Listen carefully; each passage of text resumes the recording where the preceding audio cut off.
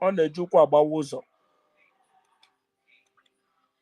Fear not, my brothers. We are already at the end. God bless you all. All must bow down for Biafra. No, I'm not saying all hate Biafra. All must bow down. All our enemy must bow down for us. We must conquer. And the glory of God in this earth must surely be restored. And the Chukwokika Abiyama will walk the street of Biafra entirely to perform his glory and his miracle. He said, let your kingdom come as it is in heaven. God bless you all. God bless you. Thank you so much. Thank God you, bless you all. Bro Simon. God Thank bless you. you all. We appreciate you for coming to join us today and preach the gospel. Thank you so much. I give back to Elder, what's the name again? Elder Godman. Elder Godman. Please Come on, you are forgetting me again. I've been here before all these men. Come on. Who is this? Who? The same Mazi Onwuka. I've been here for a long time, brother. Hold on, let me see. I told you that my hand cannot be raised because of my heart. All right, Mazi Onwuka, go ahead. After you, then Elder Godman will carry on. Go ahead, Mazi Onwuka. Thank you so much. Thank you so much. I appreciate it. But hold on. Can I ask you, why is it that you don't want to raise your hand? Okay, let me respond to that. The app I'm using does not permit raising of hand. That's what I'm telling you now, please, brother. Okay, all right. Go ahead. If I use the other app, due to incoming call will be interrupting my voice. That's why I decided to step down on that one, be using this one. Okay, so I want to have a kind of flowing conversation so that nobody incoming call will never interrupt my the other network. Okay, I hope you understand. All right, then go ahead and give your submission. Thank you, brother. First of all, I have to say something in Igbo language. Ima ndo were shi onye na-ekwu okwu ụmụnna ya para ya gafere ama nna ya. Let me explain what I mean by that. My name is King Onwuka. Initially, I am a member of the GIE network team. So my initial handle was permanently, not permanently blocked. That was what Twitter said to me. I don't know their reason. So as this handle suggests, about 2 weeks old, I opened this one. So I am not that 2 weeks old in this struggle, but I'm not older than anybody here. No, I'm not older than anybody, but I've been part of the team before now. So that's why I want to bring it to the notice of some of you. At least I have explained it to Honorable Minister, and he understands, because it took me 1 hour before he brought me in. I've been trying to get to the mic, but that's by the way. Thank you for this opportunity. All right. I hope my point is way clear. I'm not older than anybody, but I am part of the team for some time now. My real name is King Onwuka, but they blocked that account for their personal reasons. I don't know. And I'm not going to challenge them because it's their business. What was your previous handle? The name? King Onwuka. Oh, the same King Onwuka. All right. Yeah, this one is Amuku. Amuku is my tribal name. Amuku is my tribal name, but King is my English name. So, but then if you are conversant with that name, you must know it, because many people here knows that handle. Even the first day, one other Stella saw me, I said it's King Onwuka. She said, oh, what happened? I told her what happened, but that's by the way. So I am part of the team. If you check my handle, you will see my activities there. All right, go ahead, brother. Go ahead and give your submission. Thank you so much. Thank you so much, brother. Coming to the, coming to one of the Fulef who came here and was trying to disparage our PM. You know, what beats my imagination is that where are these people coming from? It's a mighty letter of freedom. Is it all about the content or the label? It's obvious that our leader, Mazen Nandikalo, has defined what we see today in this struggle, or in the so-called Nigeria, because anybody with that same low mentality will still be falling victim of this, because our leader, Mazen Nandikalo, was said is one of his program that Anybody who is educated in Nigeria is a fool, because speaking English doesn't mean that you're educated. Now, that is why somebody will come and say, you are not a member of IPOB, but you are a Biafran. Because in the real sense, anybody who understands the meaning of IPOB will never come and make that kind of stupid and baseless argument. IPOB simply means Indigenous People of Biafra. Am I a Biafra by birth? Yes, I'm a Biafra. But am I a member of IPOB? No, I'm not a member of IPOB. Can't you see that somebody is mad here? Somebody is just stupid, but he doesn't want to realize that. But thank God we have passed that level. And I was so impressed and so happy when our honorable minister came and discharged that guy. Just remind me of what our leader Mazen Adikalu said, that we don't treat cancer, rather we cut it off. Because on the course of treating cancer, it will affect other parts of the body. By so doing, weakening the cells completely. So you cut it off. There is no need to massage anybody here. There is no need to entertain fools, because we are so busy. We are moving so fast. A lot of things are happening. We have many things to talk about. So coming here to listen to somebody, coming here to tell us that somebody who is a Biafra is not a member of IPOB, you just to show the level of madness or many in a brain. But that's the narrative that their handlers told them to come and spread, because in the real sense, nobody in his right mentality will ever make such useless and baseless arguments. That's by the way. I heard what one of our lioness, Sister Stella, said before with one of our sisters were Margaret. Every one of you guys has made a very valid point in regards to the ongoing threat Israel faces today. I am only coming from my own point of view. There is something missing here to my own understanding. There is a big elephant in the house, and the big elephant is Obama. Most of the whole thing that is happening today has the hallmark of Obama in it.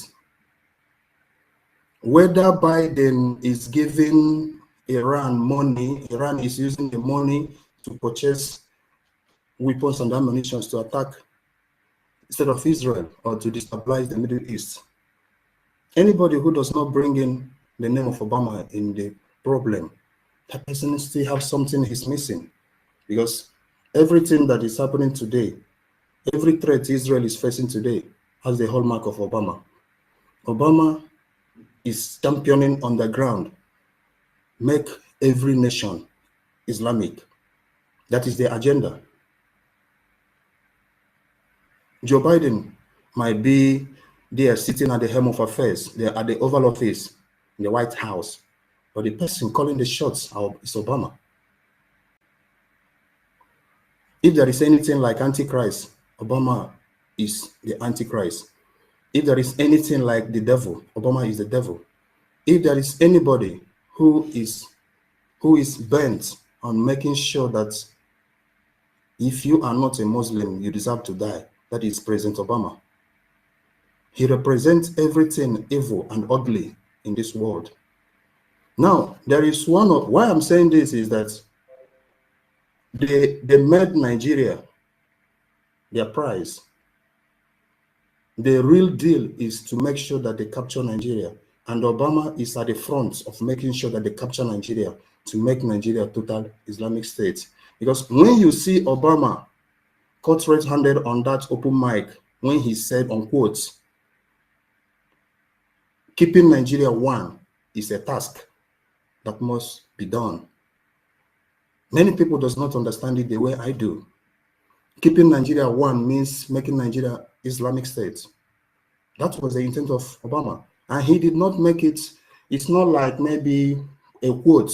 No, he was at a meeting, at a particular meeting with some particular people who share his own ideology or who has his belief that Islam has to be the only one religion all over the world. So when Obama said that keeping Nigeria one is a task that must be completed, it's not a joke.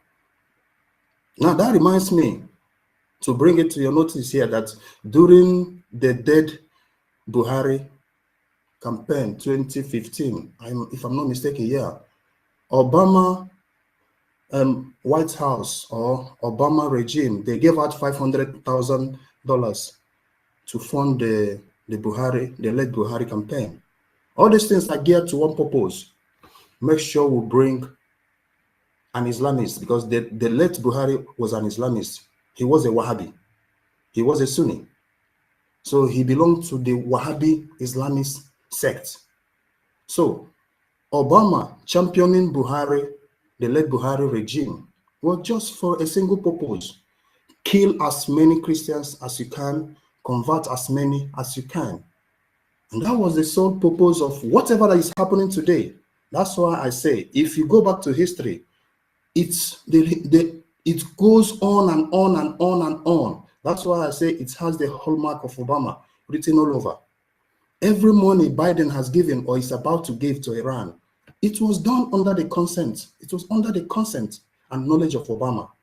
Obama was the person that made it possible for Iran and Saudi Arabia to have a kind of direct conversation for over ages. Many of you does not know that Iran and Saudi Arabia does not see eyeball to eyeball. But that doesn't mean that their motive, their agenda is the same. It's just like two brothers that have different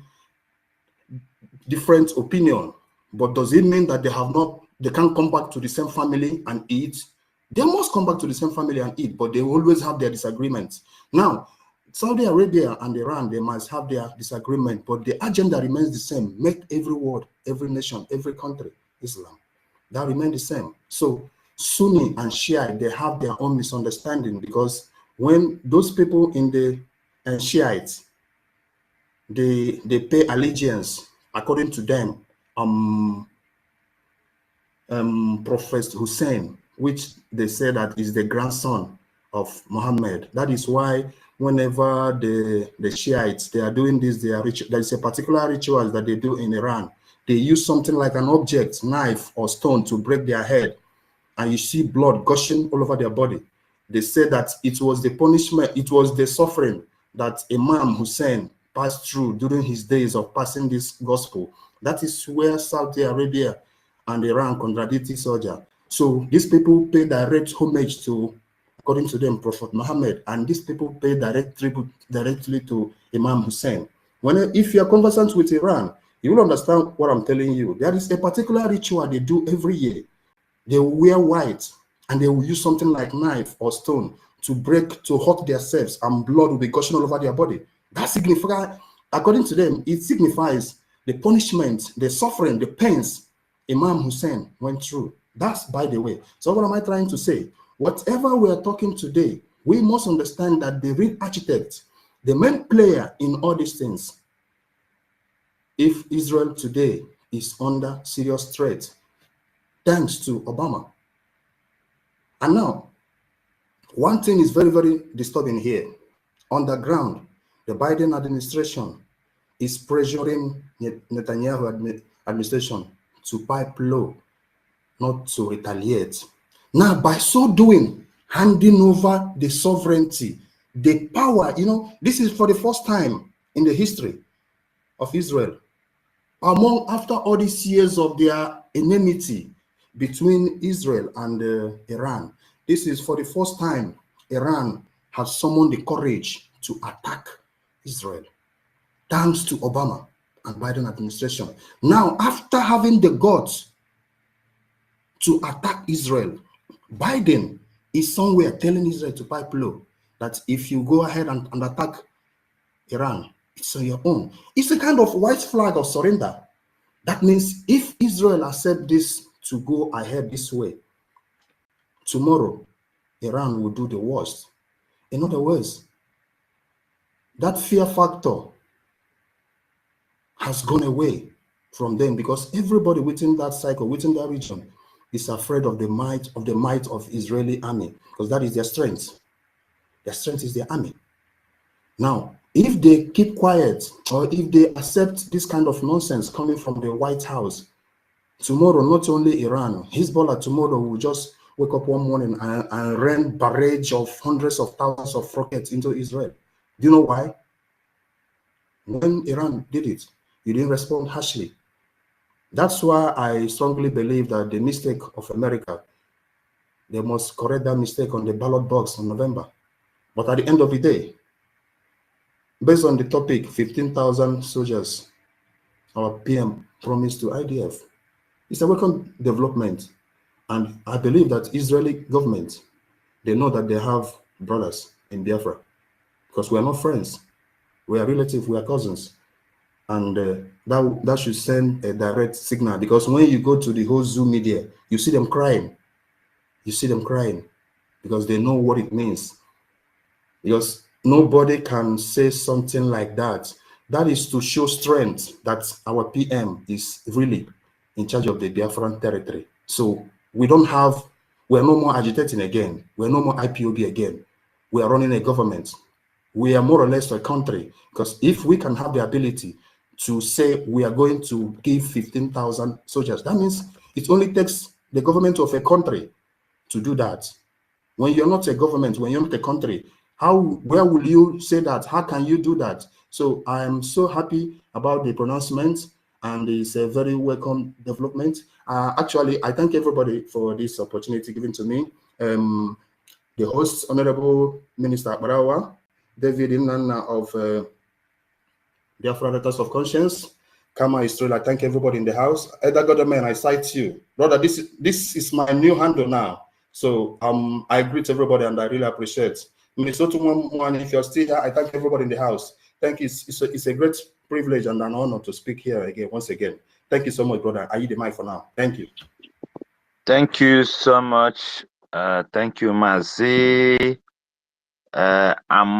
Amauku Onwoka. Thank you so much. Thank you for coming around to speak.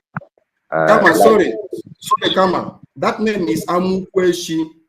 Amukweshi. Yes. Amukweshi. I know that. Yes, I know what Amukweshi. I know what Amuku means. You know. Yes, Amukweshi. All right, no problem. Thank you. I have to write Amuku for sure. Thank you. Thank you so much. Thank you. One of the things, one among so many things that you said is about Obama. You know, Kuchi, I concur to that, because he pretended to be a Christian, but inside we all know that Obama is a pure Muslim, hiding under Christianity or whatever. You know, there is something also you mentioned about Obama saying that keeping Nigeria one is a task. It's not only that. Obama was the first president of America to call a meeting of northern governors, not just northern, but call northern governors, the Sharia governors. He called them meeting to the White House. The first president of America to do such a thing. You know, that is to tell you, and this was during the heat of 2015 election. That is to tell you who he is. And he was the one that keep on pressuring Jonathan Goodluck during his time.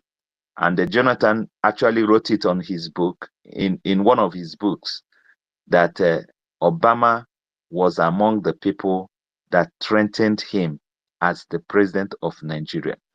You know, today they are causing havoc all over the world with Biden as his second-hand man, you know, everywhere all around the world. Very soon there will be attack on America because of number of terrorists they've opened door for, you know, that entered into America. And these are the people causing all this problem all around the world. Thank you so much for mentioning that. Elder, it's your turn. Elder Godman, can you go ahead and give your submission? Most time, keeping people waiting for a very long time is not good for the movement, because some people have to live noisy environments to speak with you. All right, thank you for giving me the mic. Grand rising, everyone. Let me go straight to the reason why I'm here. Some people say they haven't been hearing my voice, and some think the account has been hacked. It's not hacked. We can't be shouting every day. We need money. We are in the liberation phase of our struggle. So some people have to look for money because we need weapons. We need tools. You like it or not, relentlessly we will fight. We must continue to fight. And for us to continue to fight, I don't think we will continue to fight with the voice always being online. We will be online and we still need money for that. That is why some of us have to go and look for how we can fund this movement. And we will continue to fund it with anything we have. Many of us don't know that a war is coming. Despite we are already in that phase of the war, but the war is coming. There is something that they have been telling you, that there is a religious war coming, that the world will be ruled by one religion. Yes, one religion, one government, one currency.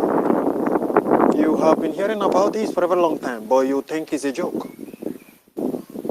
It is not a joke. And America and the rest are in a hurry to achieve this thing. I don't know the religion. You don't know the religion. None of us know the religion. But the religious war has begun. It has already started. Every year they try to confuse us, make us see make us think that they are fighting against each other. Iran and Saudi Arabia can fight to disguise you. But in the real sense, they are fulfilling the prophecy. Because according to them, it is written that sometimes they have to fight themselves in order to achieve the prophecy, to achieve a stage that they want to get to. That is why Iran will turn their back and they will be facing Saudi Arabia, sending missiles. You think they are fighting war. That is why you see United Arab Emirates having issue with Qatar. You think they are fighting war. No, it is something that they have to do. But at the end of this thing, they have one goal, which is the total conquest. The total conquest. You like it or not, in the next 200 years to come, I don't think it will be 200 years to come, America will be taken. America will be taken. And if they take America, UK, they have already outnumbered them in UK. France, they have already outnumbered them already. You want to talk about Spain? They are more than the population in Spain. You want to talk about Germany? In Germany, they occupy all the position. All the good positions are occupied by them. They are into the military, they are into the government, even if you want to talk about the lawyers, you want to talk about those that owns the big businesses in Germany, these are the same people. So if they want to take over that country, it will not be difficult for them. You still want to know why they leave their country that is not rotational. That is not a rotational country, that is not a secular country. And they go to a country that practice democracy. They go there and settle down. Then they will bring in their law. They will find a means to get into the power, into the system. The moment they get into the system, they will change the law. They will make sure they twist everything according to their belief. You still want to know that? It is not a mistake. It is something that they have staged for a very long time. It's something that has been written, that they are just following step by step. It doesn't matter how you see it, but it's still happening. So the religious war you've been hearing have already begun many years ago. It is left for you and me that are here to decide if we will continue fighting for our freedom. Because one thing we must understand is Biafra is the hope, the last hope of survival of mankind. Take it or leave it. Biafra is the last hope of survival of mankind. Because the moment you get this freedom we are talking about, so many nonsense in Africa will stop. What business has Africans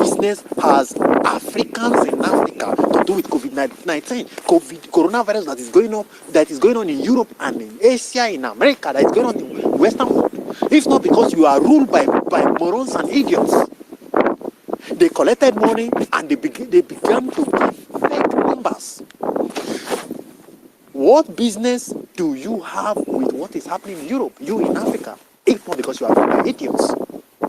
We are fighting for the total freedom for a country whereby we will not be answerable to the West, whereby people in Europe will not be giving us law on how to rule ourselves. People in other countries will not determine our fate. People in other countries will not write our school curriculum. They will not tell us what will be in our school syllabus.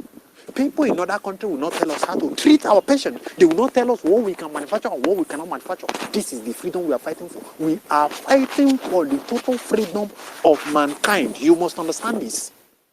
So you that think that you want to continue being paid and you come online and speak rubbish, continue with what you are doing. But the time is coming whereby those money they are paying you to come online and castigate people who know what they are doing, who are genuinely fighting for the freedom of their people. A time shall come where you will not be able to eat that money. Today, Israel is facing a threat because they know that Biafra are about to go. This thing happened in 1967. During Biafra war, Israel was facing Palestinians. They kept them busy so that they cannot come and defend you. Now, Biafra is at the brink of their freedom. Now, Israel is facing attack. Why are they doing that? So that they cannot come and defend you, their Jewish brother. For your information, Israel have 10 tribes. Now, Biafra is the 11th one. One more tribe is left that they are still looking for. They are still searching for in Africa that they have not seen. Israel is 12th tribe. They are doing everything to make sure they keep Israel busy so that they will not come and defend you. But this time, the table has turned. Instead of them to come and defend us, we will be the one to defend them. I stop here. Thank you for giving me the time. Thank you. Thank you.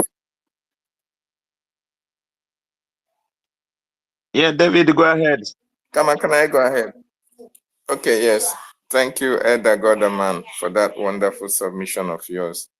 You see, most people prefer slavery to freedom, especially those of them in that contraption called Nigeria. They have been enslaved for a very long time, so they don't actually know what freedom is all about. And other set of humans that don't want freedom are those who are benefiting from the slavery, and those who have properties in their slave master's camp. These are the people, when you talk about freedom, it is an alien language to them. They don't understand what it is. And in as long as they want to remain slaves, they want others to join them in their slavery, which is not acceptable by us. What is happening at this particular time is what our leader told us would happen, because a lot of resources was put together to make sure that our freedom never come. A lot of individuals sold their soul to the devil to make sure they fight against our liberation and our freedom. So they will do anything humanly possible to make sure they try to stop us or try to derail what we are doing, or try to be a stumbling block to what we are doing. Even our own, even those who we are fighting the freedom for, because they have already sold their soul to the devil. Freedom, they don't know what it's all about. Okay? A lot of our people are ignorant of what we are fighting for. They don't know how sweet, how palatable, if I may use that word, how interesting freedom will be when we get freedom. Biafra will be a beacon of hope for every African person on this planet Earth. And when our leader said it, people don't really understand the deep meaning of what our leader said when he said that Biafra will be a beacon of hope for the black race. And that is why a lot of things are happening at this time that even people who you don't expect, who you less expect for them to fight against your freedom, are fighting against their freedom.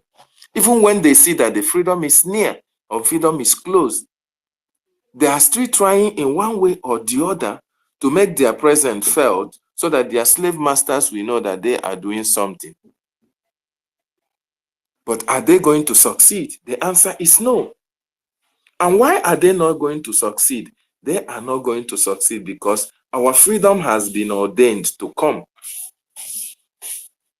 Chukwuokike Abiama has destined that our freedom must come. And for us to get this freedom, it's not going to come on a platter of gold. A lot of things is going to happen. And that is what we see happening today. They sabotage all the evils that people are doing to make sure they stop us from getting our freedom. It has to happen. And that is the only way we can appreciate what Chukwuokike Abiama has done. That is the only way we can embrace that freedom with all amount of happiness, alacrity, and all the rest of it. Otherwise, we will not value it.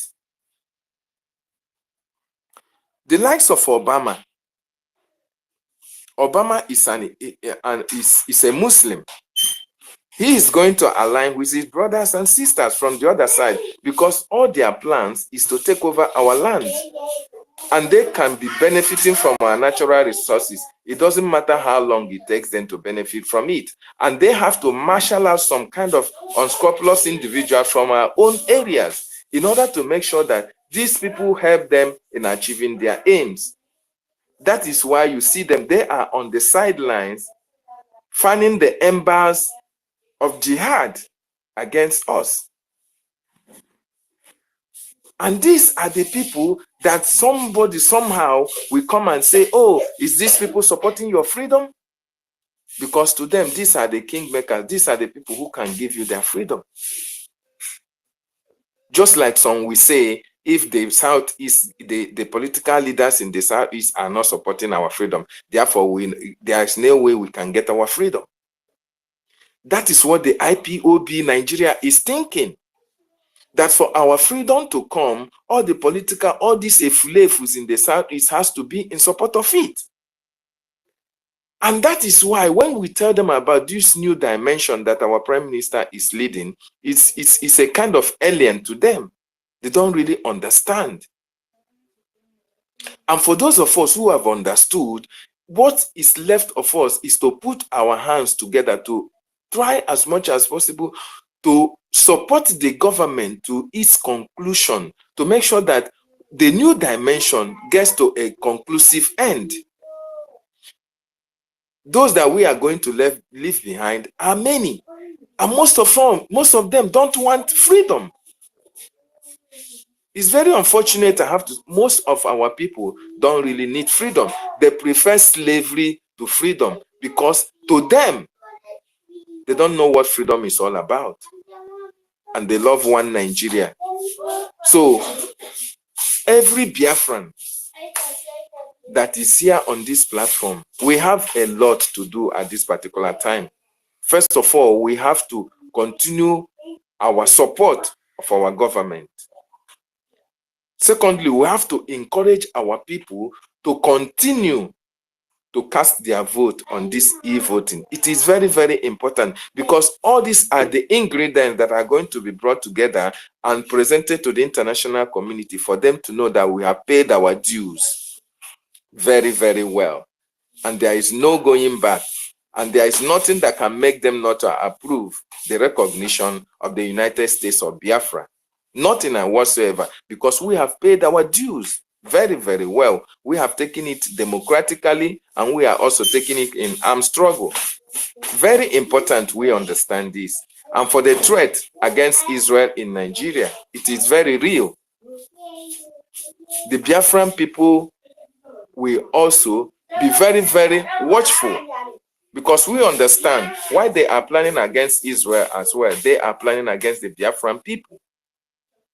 But we thank God that we have a government that is very, very eager, very, very ready to protect Biafrans, irrespective of where we are. That is why Mazi Simon Ekpa is a man that we Biafrans should be very proud of and praise him and protect him and pray for him always, because he has done tremendously well. Do you ever think that man sleeps? Look at what he has achieved within just a shortest possible time. We have the Biafran coin, we have the central bank, we have all the apparatus of government are being set, put in place and motion for them to be in full functionality when Biafra is restored. This is just what a man has been able to achieve just within a space of not even more than 3 years. And he said it that he's not going to fight for this restoration for more than 5 years. For those who don't really understand, for those who are castigating him, those Nigerians who don't know that we have got to a stage that Mazi Simon Ekpa knows what he is doing. And when he said there is imminent threat to embassy in Nigeria, there is. He has the intel. And the Nigerian government know that he knows. That is why they are afraid. That is why everywhere they are not sure of what is going to happen tomorrow. And we are encouraging our Israeli brothers, the Israeli government, to reciprocate this gesture as well, because they know what to do. We are the Biafran people. We are eagerly in support for them against the fight for terrorism. Their fight against Hamas is also our fight against Boko Haram, against jihadists in Biafra land. Because we are the same people. We have the same ideology. We love life. And we are fighting against those who want to annihilate us from the face of this earth. We are facing similar threats as well, because as long as Israel is facing threat in the Middle East, so is Biafra also facing threat in Nigeria. And until Israel recognize that fact and reciprocate that gesture, but at least recognizing the fact that our government has supported their government and as well try to support us in our own quest for our freedom as well, then the world will now understand that yes, an ally of Israel in Africa is Biafra, and there is nothing that can change that notion. Thank you so much. I yield my mic. Over to you, Kama Isreal. Yeah, please, Kama, 1 minute, one seconds. This space, our Prime Minister shared this space. We are almost 300 and something here. Why don't everyone share this space? If our Prime Minister can share this space, you can share this space too. Let us know how to do this. It's very, very important for us. God Thank you bless so much, all. our brother. Thank you so much for that reminder. It's very important, Biafrans, when we come on spaces today like this, to create that awareness for people to understand what we are saying and to join. You share it in your platforms, in your walls, in your profile, so that people can join us as well. Prime Minister If our is Prime Minister listening to you. Whatever you say here, he's there listening to you. He share it. Yes, if we can share this space, people can get to know what we are talking about. The information has to go wide. We love what our Prime Minister is doing. He has done a lot for Biafra and continue to do that. It doesn't matter what they say against him. Every fight against our Prime Minister have failed in the past, and we always continue to fail. This one will not be an exception.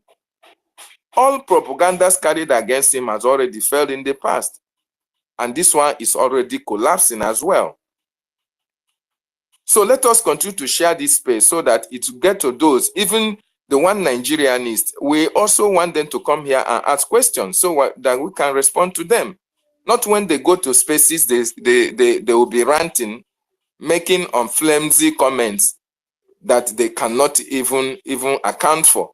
They can come up here, ask their questions, we can be able to respond to them. Or good at it, they can come here for constructive arguments, okay? So that we can rebrand their brain. Thank you so much. Thank you so much. Over to you, my co-host or host. I yield my mic. Thank you so much, David Nana.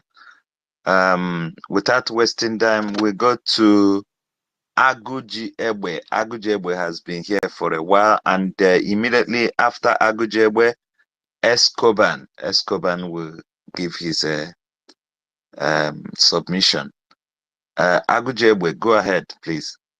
Yeah, thank you, my formidable Biafrans. Thank you, Mazi David. Thank you, Mazi Simeon. Thank you, everyone.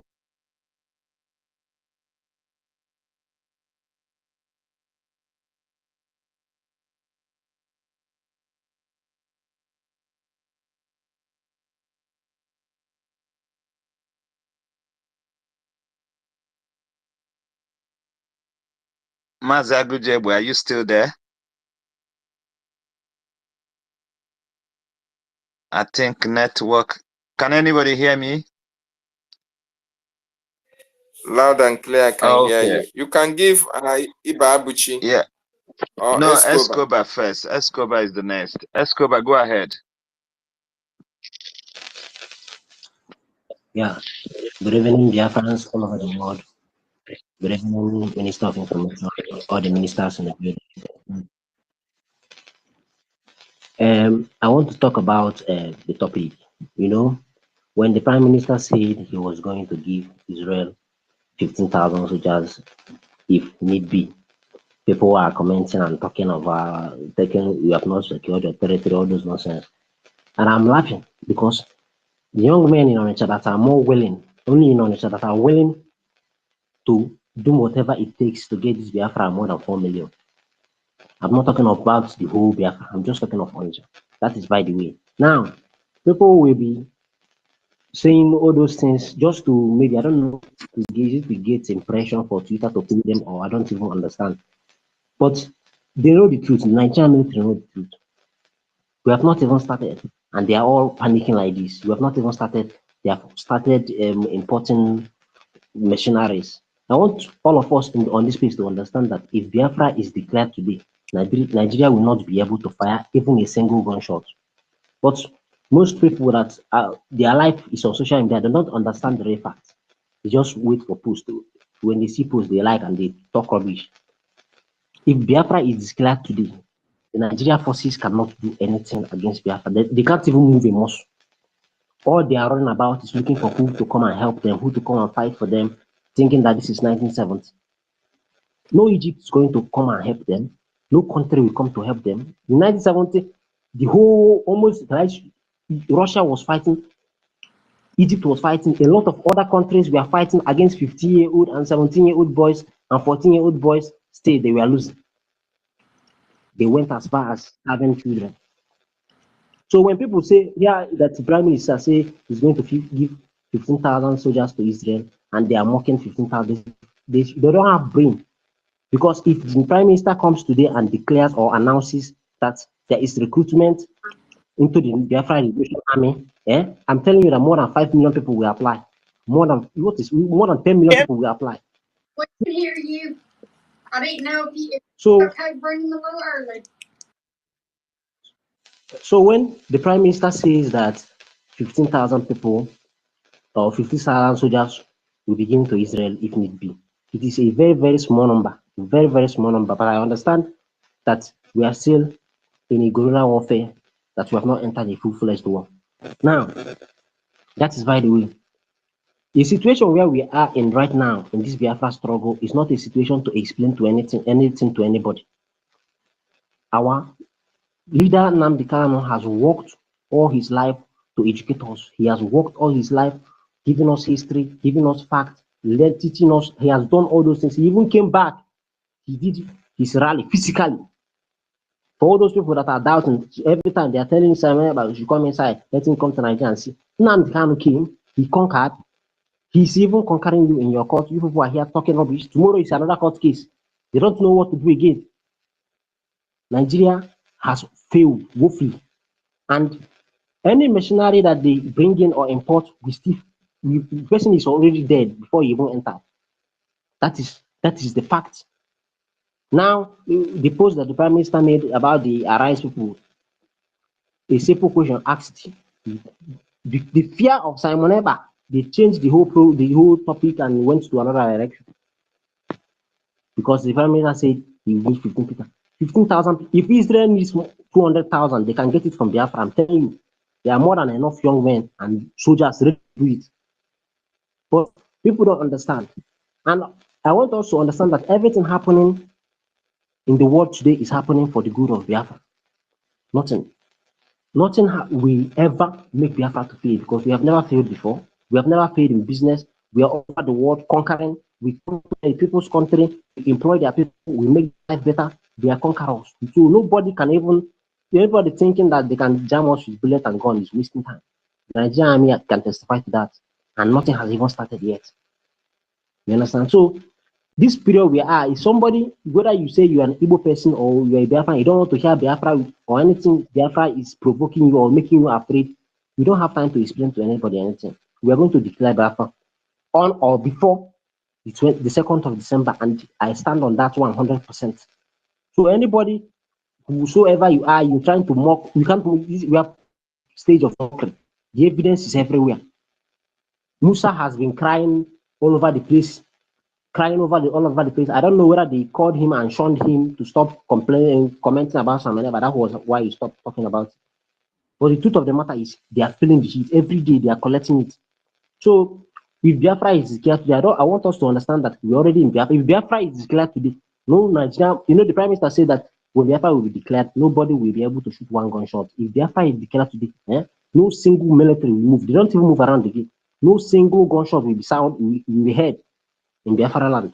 So let us understand that we are not in the era, we are now in the era of, our leader always said that what we are doing now is command and control. If you are given an instruction and you feel like you can't obey the instruction, you get out of the way. If you stand in the way, you will be brought down. And if you are brought down, Biafra will still come. So whether you are dead or alive, nobody gives a damn. So in this stage now, most people that even when I interact with you and you just talk off about Biafra, I just silence myself, because we are in the stage of it's a do or die affair. Nobody is coming to convince you to protest. We have done that. Everybody has seen it. We have written letters all over the world. The UN is aware of what is happening. Amnesty is aware of what is happening. Who do we go to again? To Jesus or to God? God is even seeing what is happening. It's time for us to save ourselves. And we are not here to educate anybody anymore. Anybody that doesn't want or doesn't understand what is happening, you can simply keep quiet and stay on the sideline and be watching. You understand?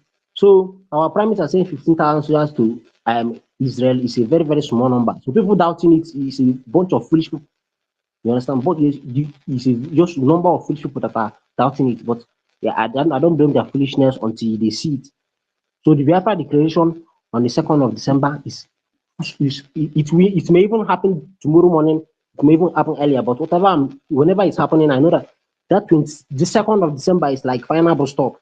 So let them go up and down, let them cry, let them do whatever they have to do. The only power they are looking, the people that are begging for now is mercenaries, because the Boko Haram that they recruited into the army, they don't even train them how to do the act of warfare. These people they recruit, just people that they can't even spare their name. I'm telling you facts. Nigeria, a lot of Nigerian soldiers, they can't spare their name. How do they understand sign? How do they understand what it means to attack or ambush or whatever? They don't know what. All they know is when they see civilian, that's when you see them in action. When you see innocent civilian, that's when you see them. Now it's time for warfare. All of them is doing, but you need all of them dead. They don't even need anyone to escape. You need all of them to be grounded, because enough is enough. We have done our own part of praying and protesting and writing letters to everybody and shouts on social media. Now it's warfare. We are not, anybody that doesn't understand what we are doing should just shoot. You understand? So if you feel that you can block and try. Thank you, Biafrans. Thank you, everybody. God bless you. Thank you so much, brother. Thank you. Thank you. Thank you for your submission. We appreciate. If you are here and you want to speak, please you raise up your hand and we'll give you mic. Ibabuchi Agujebwe, I don't know if you're back now. If you're not back. Yeah, I'm back. Please, if you will allow permit me to say a word, because I've been waiting and at the same time I'm on break very soon. Go ahead. Okay, please, just a quick one. I've been listening patiently, hearing every contribution that every one of us are making, which is very vital. I must have to thank each and every of you for doing this great service to humanity. And at the same time, I'm using the opportunity to thank our Prime Minister, all the government officials, our spring leader, wherever you are,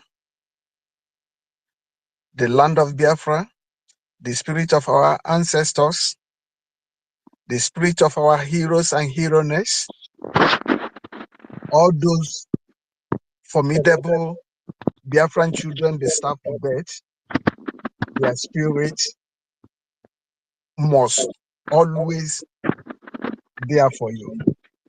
And to make sure that you comes out, I'm coming out, you are coming out with the Biafran flag. Having said that, please, sorry for this distraction. Having said that, I'm also using this occasion to inform our Biafrans, those that are waiting by the side, or those that are thinking negatively, or those still in doubt, for them to begin to warm up, for them to begin to make inquiry, for them to begin to open their eyes to see the fact, to see what the government, Biafra Republic government in Israel, what they are doing is marvelous. What they are doing is exactly what those that believe in freedom of humanity, is what those that have cherished freedom, is what those that have fought for their freedom have seen and realized that Biafrans, this government are doing exactly everything possible, humanly possible, to make the freedom of their people to come in reality. The government are doing it fantastically okay. Now is the responsibility of each and every one of us to play our own part, to be submissive, and to follow every direction, every directive being given, by making sure the most vital, the important aspect of this our freedom is materials. And by so doing, all hands must surely be on decks. Although it says, it takes few to liberate many. Let few of us that value freedom, let few of us that have realized what our government are doing, let us be upright. Let us be committed, financially, physically, and otherwise, because anahabaka achu. Those that are coming to take what that belongs to us, they are not coming with empty hand. And we are not going to face them with mud by talking. We are going to face them with equal measure or even above measure. We are going to face them with something formidable. We are going to face them with something supernatural. We are going to face them with something supersonic. that makes them to be scared, that will make them to disappear, that will make them to realize and know that these people, they are out and never to validate their nonsense again. Biafrans, let us come in march. No matter how little it takes, drop it there. Don't wait. Weekly fundraising. No matter how much it takes, let it drop. Let that rain keep on falling. Let it keep on falling. Never allow that rain to stop falling. It's very, very important. Let us prove to this man that called himself Lord Lugard, let us prove him that he can never be Lord over us. Let us prove to him that we are human beings. For that reason, he can never create a country single-handedly. Let us prove to him with our finance, with our contribution, that we are equal to the tax. Let us prove to him that he is mere nuisance. Let us prove to him that we can never, ever, ever take him serious. Let us prove to him that for the fact he is a human being, Nigeria wasn't created by God. It's not organic. It's man-made. Let us prove to him that anything being made, anything being created by a human being can equally be destroyed, can equally be dismantled. But Biafrans, how are we going to dismantle it? We are going to dismantle it with our resources. We are going to dismantle it with our finance by supporting this, our government, because our government are formidable. They are first class. They are well recognized, well known in the whole world. Forget the world that have not started speaking, but the world realized and knew that these governments are doing fantastically well. Biafrans, this is the time. Biafrans, let's use our resources. Let's use our finance to tell Islamic Nigerian terrorist government that Biafrans has had enough. Let's use our finance, our contribution, to let them realize and let them know that we can never, ever, ever be in same place with them. Let us use our finance to let them know that we are tired of staying in darkness. Let us use our finance to let them know that we want a better society. We want a better hospitals. We want a good government infrastructure, which we have been lacking since we have been in that darkness called Nigeria. That evil entity, that terrorist entity, sponsored by the colonial vandals, because we have been making mistake calling them colonial master. Who made them master? Master over who? We shouldn't validate that their language, but rather we call them whom they are. They are colonial vandals because they came against our wish. We have been existing before they came. If they are not vandals, they would have allowed us to remain and develop according to our pace. But they came, having seen what we got, having seen that our land had been well blessed, they came and forcefully join us in the means of evil people. That is why all over Africa are still in darkness. That is why they say in Biafra, Africa died. But we have come to let them know. We have come to prove to them that in Biafra, Africa must rise up. And we are doing just exactly what they've been expecting from us. Thank you, our Prime Minister. Thank you, Mazi Simon Ekpa. Thank you, all the government officials. Thank you for proving to the whole world that Biafrans are equal to the task, and for letting the Israelites know that we are solidly with them. We have opened our arms, we have opened our doors for them to come in. We have proven to them uncountable times that it's only Biafra that will make their stand in Africa to be fortified. And Biafrans are ready to do that because we know what's joining us together. All those things they have been hiding, thinking that Biafra will not bring it out, we have begun to bring them out one after another. And very soon, if we began to do the needful work which have been expecting from us, the whole world will know that Biafrans are formidable. Thank you, people. Thank you, my people.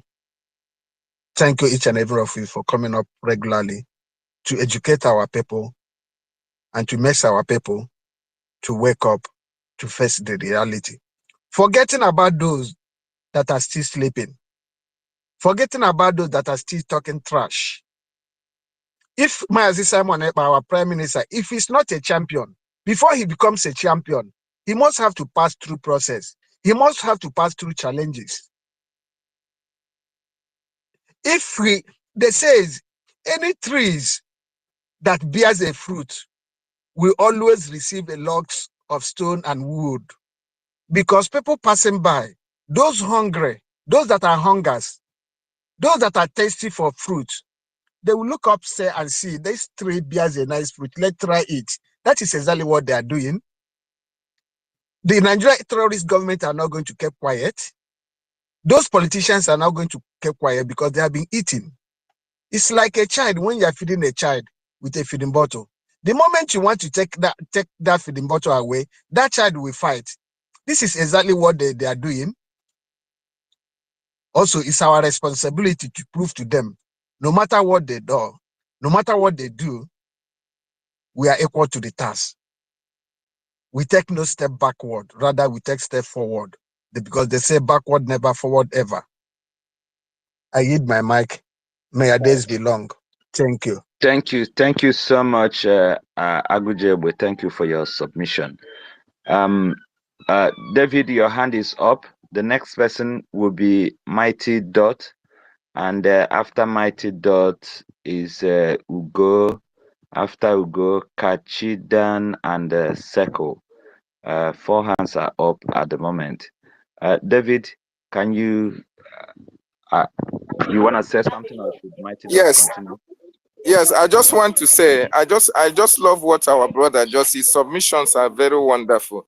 He said in Biafra, Africa died, and in Biafra, Africa shall rise again.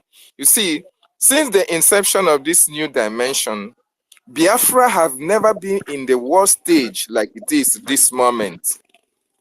Our Prime Minister have skyrocketed Biafra into the highest stage so far since the inception of Biafra agitation and restoration. It is very important to understand this. And that is why everywhere is boiling. That is why the Nigerian states are shivering, because they have never seen it this way before. They have never seen it this way before. As a matter of fact, they don't know what will happen the next minute.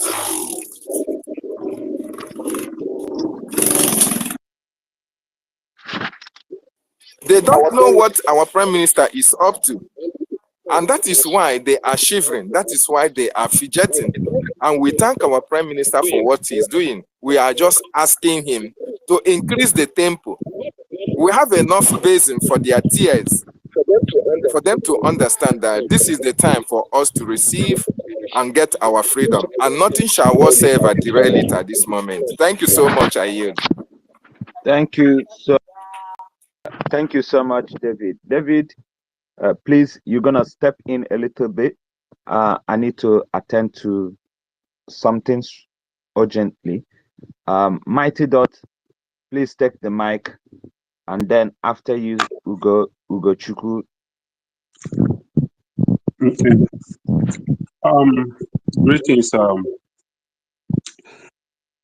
Greetings, the God and Goddesses, Minister of Information, and all the ministers here, dear friends, in general, I greet you all.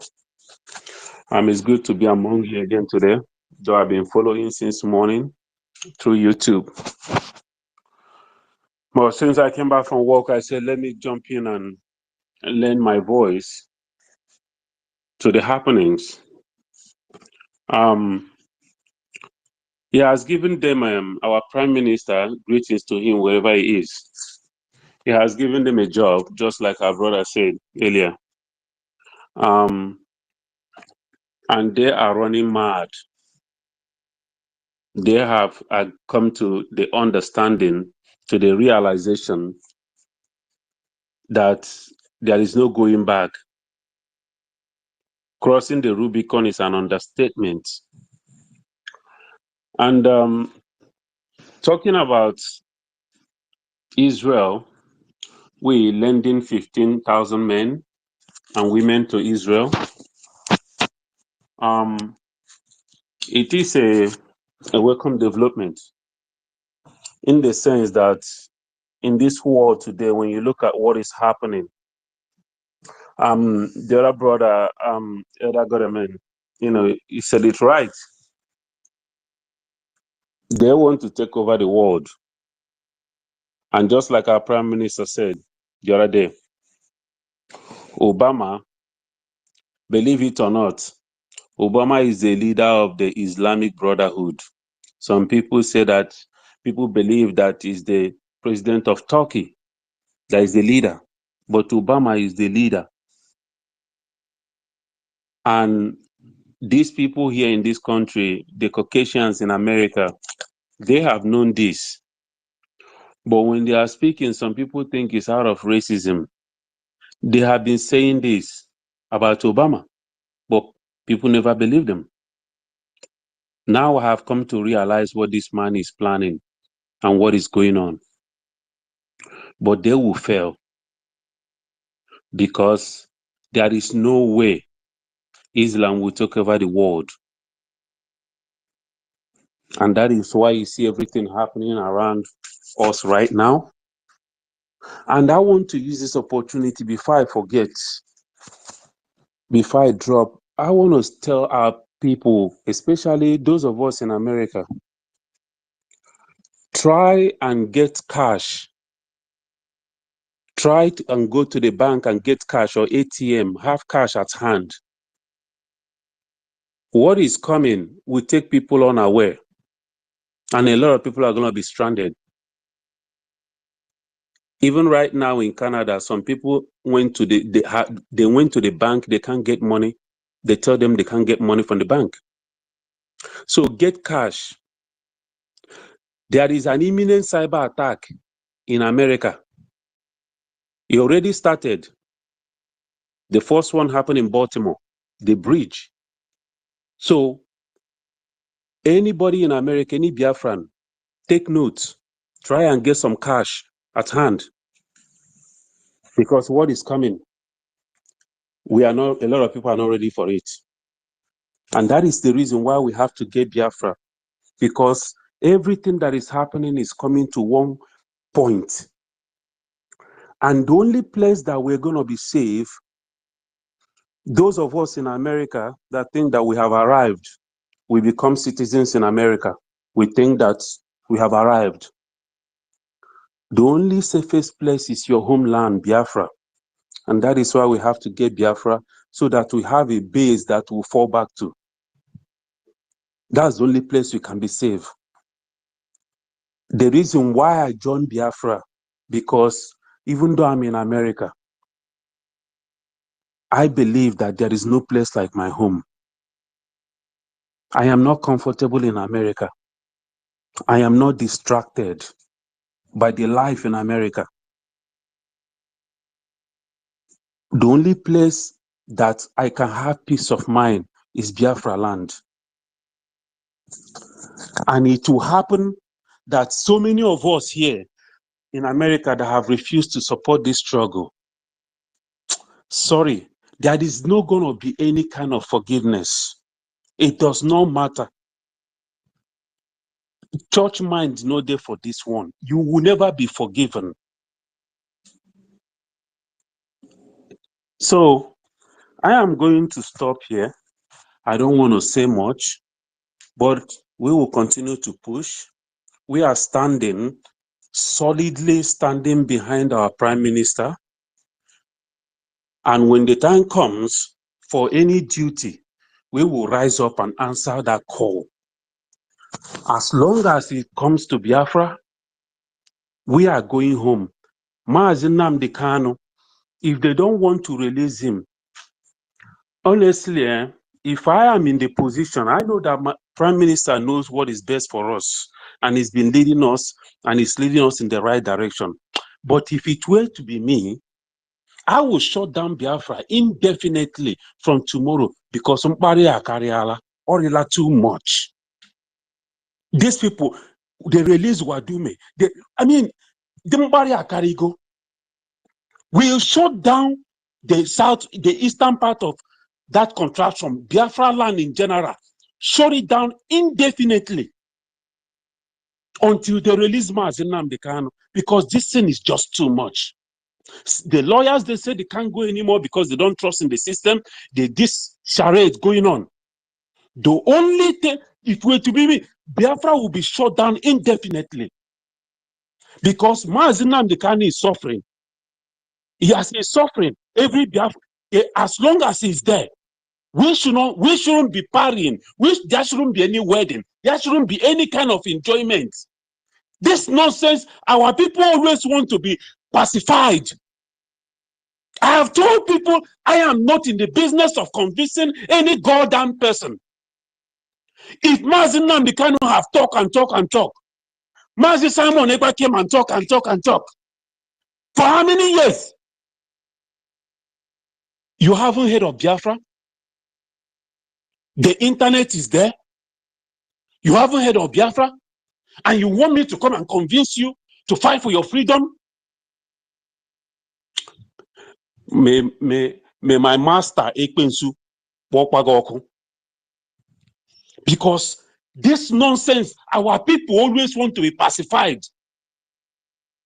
to doing what is right for them. I am not in that business anymore. If you don't want to fight for your freedom, continue. When we get this Biafra, when Biafra is declared on the 2nd of December, then Abaso Saga Gomaya, we will meet in Biafra land and we will settle there. Thank you, my people. Thank you, Mighty Dot, for that wonderful submission. You know, we believe that the Prime Minister and the Biafran Republic government in exile, they have the template to Biafra. And they are taking every decision along the way, whatever decision they take at any particular time. We, the Biafran people, believe that that is the best decision at that moment. And for the freedom of our leader, it is very, very eminent. There is no two ways about that. They do understand that they have no option than to let our leader go. Of course, we know that tomorrow is his court day. And in one of our Prime Minister's tweet, he tweeted that if our leader is not released by tomorrow, the Southeast Biafra land will be locked down, if not for more than 2 weeks. So, of course, the zoo know what is coming for them. So, thank you so much, Mighty Dot, for that wonderful submission. So, who goes next? Who goes next? Okay, Minister Snow, please, you have the mic. Thank you, sir, for coming. Yes, my brother, I greet you. The Minister of Information, Mazi Sonia Barawa. David, Mighty Dot, my brother. I greet you and I understand you perfectly. I don't name mouthpiece of the gods. Emeka, my brother. Everybody on the space, Ugochukwu. I greet you all. Eunice, I see you here. Amam Master Lokaneba, everybody that has spoken. I just came up to say thank you for all you have said. To each and every one of you who has spoken today, starting from the morning hours when this space started. I just want to say, Mechuku Kabiama, bless you, give you the energy to always come and join us and talk to our people. lend your voice. Each day we come out here is a new day. And each day that you speak, you're talking to a new person. Um, Going to the topic of the space today, they are talking about 15,000 men. We talked about it yesterday. And I reminded them, the Prime Minister did not just say 15,000. He said, even if it is 20,000, we will give it to them. The reason why we are supporting Israel is not just because they are our brothers. It's because our fight is a fight. We are fighting a fight of preservation. We are fighting to preserve our lives, just as Israel is. And then they arise that are complaining, that are laughing, and all those who are back there making jokes about the fact that we are ready to give Israel 15,000 soldiers. You're asking, do we have 15,000 soldiers? When your government has been borrowing their own soldiers, which is the terrorists. Nigerian army has recruited over 80,000 terrorists into their army, who they cannot even account for today. Why? Makana angels a basic go. You say we don't have 15,000 soldiers. Okay, we have 5. Our 5 has killed over your 80,000 recruited. Over the 80,000 that your own news has published that Nigeria has recruited over 80,000 foot soldiers, terrorists, into your army. Where are they today? We are not giving the soldiers to you. We are giving it to our brothers. So when they ask when it gets to that time and they need foot soldiers, we're going to give them over 15,000 angels. If you know, you know. We have angels. If you don't get it. So Arise TV, I know you people always hang around to hear us because you don't have any other thing to do. The only place you can get what to say is listening to Biafrans and the rest of them who come on the space, who cannot talk about what happens to our people when attack happens in our land, but are very quick to talk about whatever the Prime Minister or Batobie, the man with the topic. Topic. If he says no, it is that they have not started talking. Because that's the only place they can get something to discuss. All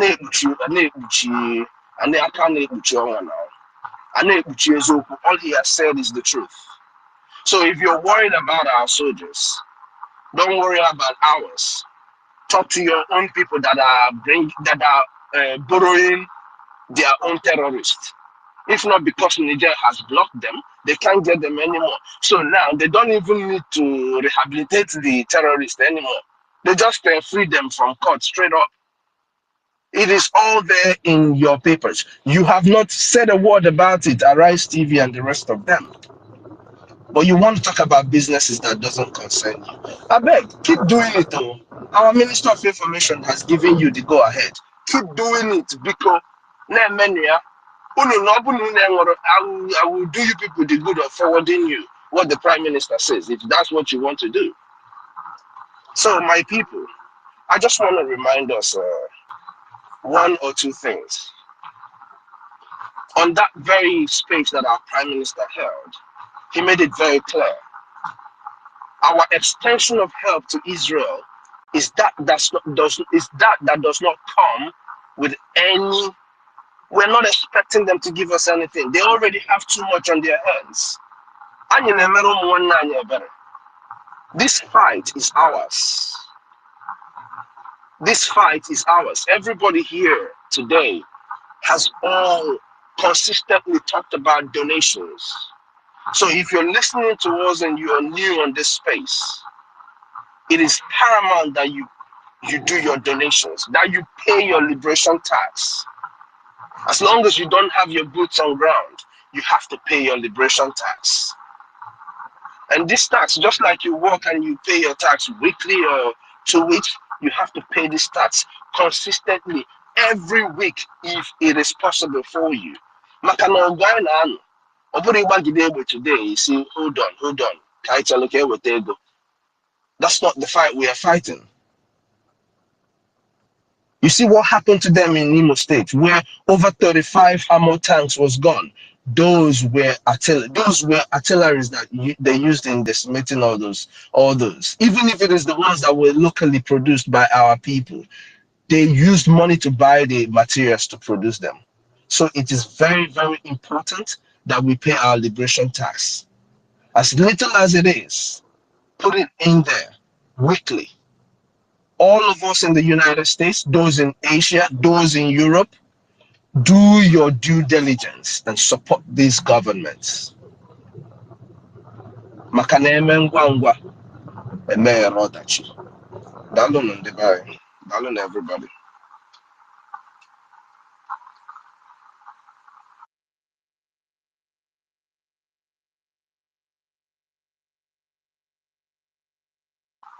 Ugochukwu, I think you're the next person. Thank you so much.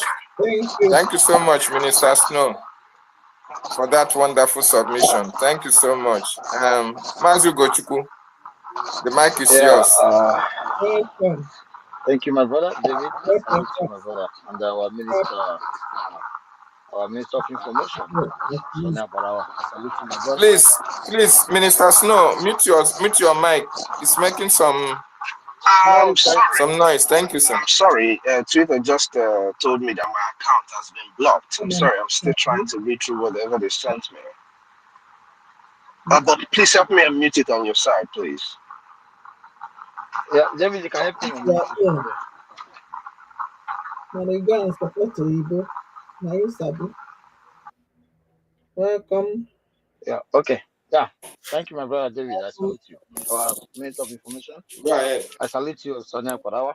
Thank you for what you're doing, my brother, and putting all this space. And I salute each and every one of you here. There's a lot of people here, wonderful people. Of course, there is no how we can proceed without saluting our leader, Mazen Nnamdi Kanu. Yeah, I know. He used to be their enemy. They used to call him name, self-acclaimed leader of indigenous people of Biafra, scammer. But today they have joined us to call him a good man, call him how important he is to be released. You know, after they refused to listen to his voice, his preach, they could have saved many lives. 60-something thousand has gone. Boko Haram have put in a place. Satan of Sokoto is there praising them. I salute our leader. They will join us to praise him, of course. The same thing today. Our prayer answer, Mazi Simonek, our PM and a brother, a wonderful one indeed. We all have stand with him. The fools will keep hosting space, collecting money from their helpers, from their enablers, from the weaklings, from the ancestral land, the weak ones. Of course, they are the weak ones that Fulanis used to attack the strong ones who come to liberate their people. I salute you, our PM. I greet you, my brother and the leader. I call you prayer answer, which is exactly what you are. And above all, of course, I salute our Liberation Army, Biafra Defense Force.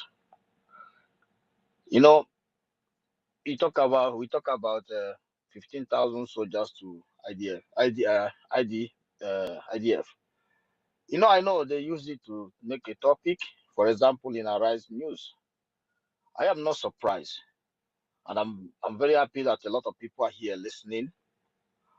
And I just want to use the opportunity to remind them, to make them to understand that this is a Biafran people we are talking about here. This is a generation that you cannot be able to buy. A generation that are taking upon themselves to fund their defense force and force jihad, not to create IDP in our camp. If people don't, some people may misunderstand it because everything in Nigeria is a fraud. I see Oseni, you know, he doesn't want to talk about our PM because the era has gone when they think that they have a gigantic media. But X has made it possible now that they don't have that. There's no more giant media house. he cannot be able to stand tall to talk about our PM. But he said that where is he going to get the soldiers? He said he's going to get it in Finland. We are not surprised, but I want to tell people, he's one of the golden boy in the Zoological Republic of Animal. So, truth speaker in the media, they decorated him as a good guy who will come to save them. He speak about those who want to separate Nigeria, that they should stop that nonsense. 1975, blah blah blah. And at the end of the day, he went and licked his vomit, talking about Boko Haram. You know, there's one thing about Nigeria. Somebody like Hussein, he grew up, acquire all the education that they can be able to acquire in the zoo, that kept them to be educated, illiterate ones. He does not believe in his entire life that people, can build people like our PM. They can build a government in exile, de facto government in a homeland, build a military. Because average Nigerian like him, he has no other option to lick the ass of Abati, waiting for him to fix him the lines of the criminals. Maybe tomorrow, he can be something. Like as Abati was running the corridor of power, after coming out, he come to preach how they can save Nigeria. But we are not ignorant. We have gone far beyond that. We have traveled wide. They deprive us from the history for us not to know how they murdered our fathers and our mothers, stabbed them, call our fathers rebel, label them all kind of things. Odumegwu Philippe from our ancestors, our fathers, our immediate fathers. Many of them suffered different kind of thing and died so early and left us fatherless. But in the African mind, they think that when Wazirike started the agitation of Biafra, they used one of the nebula to assassinate all the strong men, all the hardcore Biafrans around him, take the one they can take to the prison and say, hey man, all your hard man is with us. You have to give up. He decided to be a hotel builder. At least they bought 25 years ahead. And after under that 25 years, through roadblock, through intimidation and everything, through everything that they killed, many has gone. In the time of Mazi Nnamdi Kanu, they were able to capture some lunatics all over the world, jobless morons from all over the globe who surrounded Mazi Nnamdi Kanu. They were thinking they're going to buy some time. To the greatest surprise, the prayer answer himself arrived, which is our PM, and put everything in place that our Mazi Nnamdi Kanu was praying to have in place, that is sabotaged. And then the wonderful people like you, all of you, that's why I will never stop saluting each and every one of you.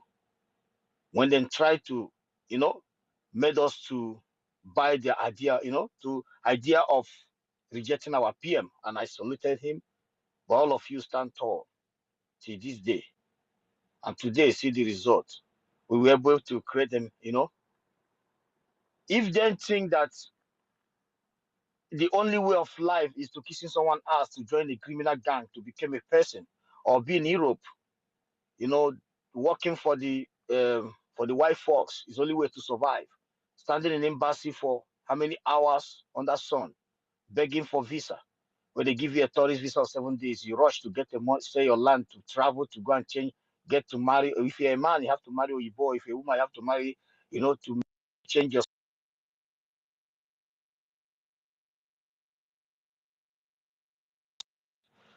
So some of them were thinking that it's gonna be that way, but to their greatest surprise, it wasn't that way. They used some weaklings among us. Some weaklings among us, they will use to fight the strong ones today. People like Hopos or Demma, all these guys enable us. Then try to do everything humanly possible. Then turn our place. They deprive our people from infrastructure, from job, then put them jobless. Use the money they're supposed to use to build infrastructure for the youth to work. Buy weapons, waiting for them to react other way around. To be something they call scammers or stealing. The money they're supposed to use big factory for them to be busy, they make them to be idle and buy a gun, waiting for them to do one or two things. They can shoot them aside. All these things, we have been watching it for years. We are children of 80s, right? It's true. But Chukwu has made us to be wiser than the serpent. And we are here. And our PM, Hosseini, did not know that a man of that age can build a military of 100 and something thousand men and be honest to them, a professionals. Why his own age, he's sitting there every morning, you know, with the fellow women who put makeup, kissing asses, waiting online to join the criminal gang. I pity you, man. Our PM and the Biafra government and all of us join force. We're gonna get Biafra, and the military is there. If you don't know, I know you know, but you want to cajole yourself and make him feel like nothing is happening and deceive your gullible ones. But thank God for X space. We are using it to make our people understand that people like you who decorated yourself to be something are nothing but a worthless moron. God knows what I'm talking about. You guys are nothing but idiotic, stupid morons.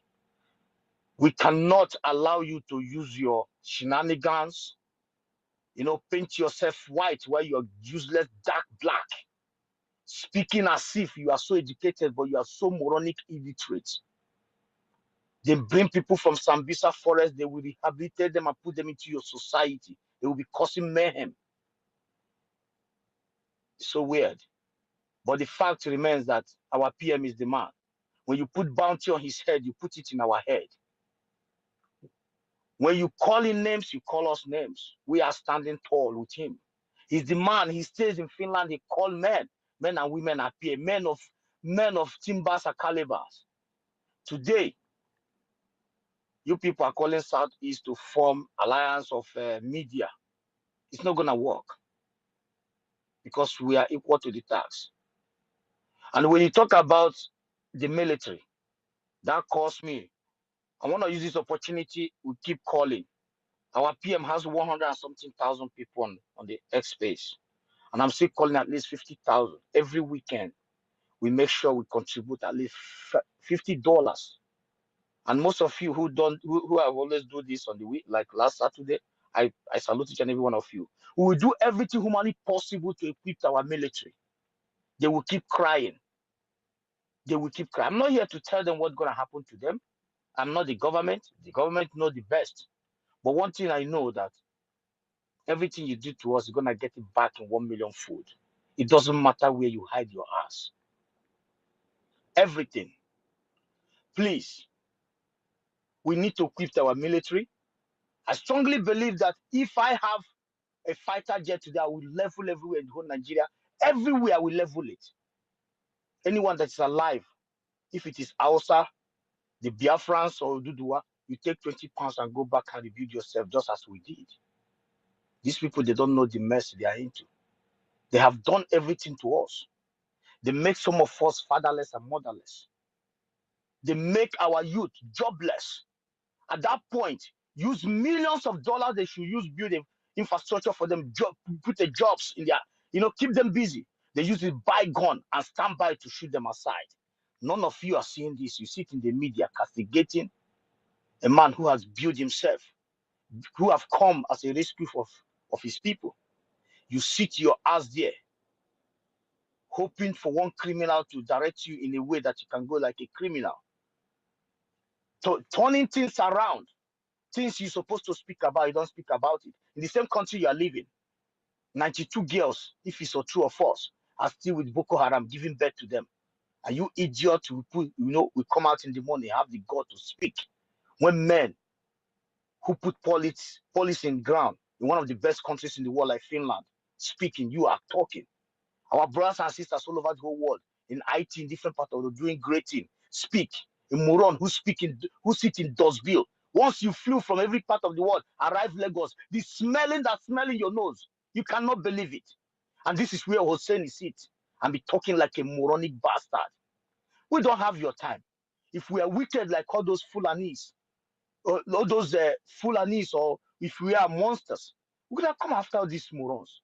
But that is not why you are here.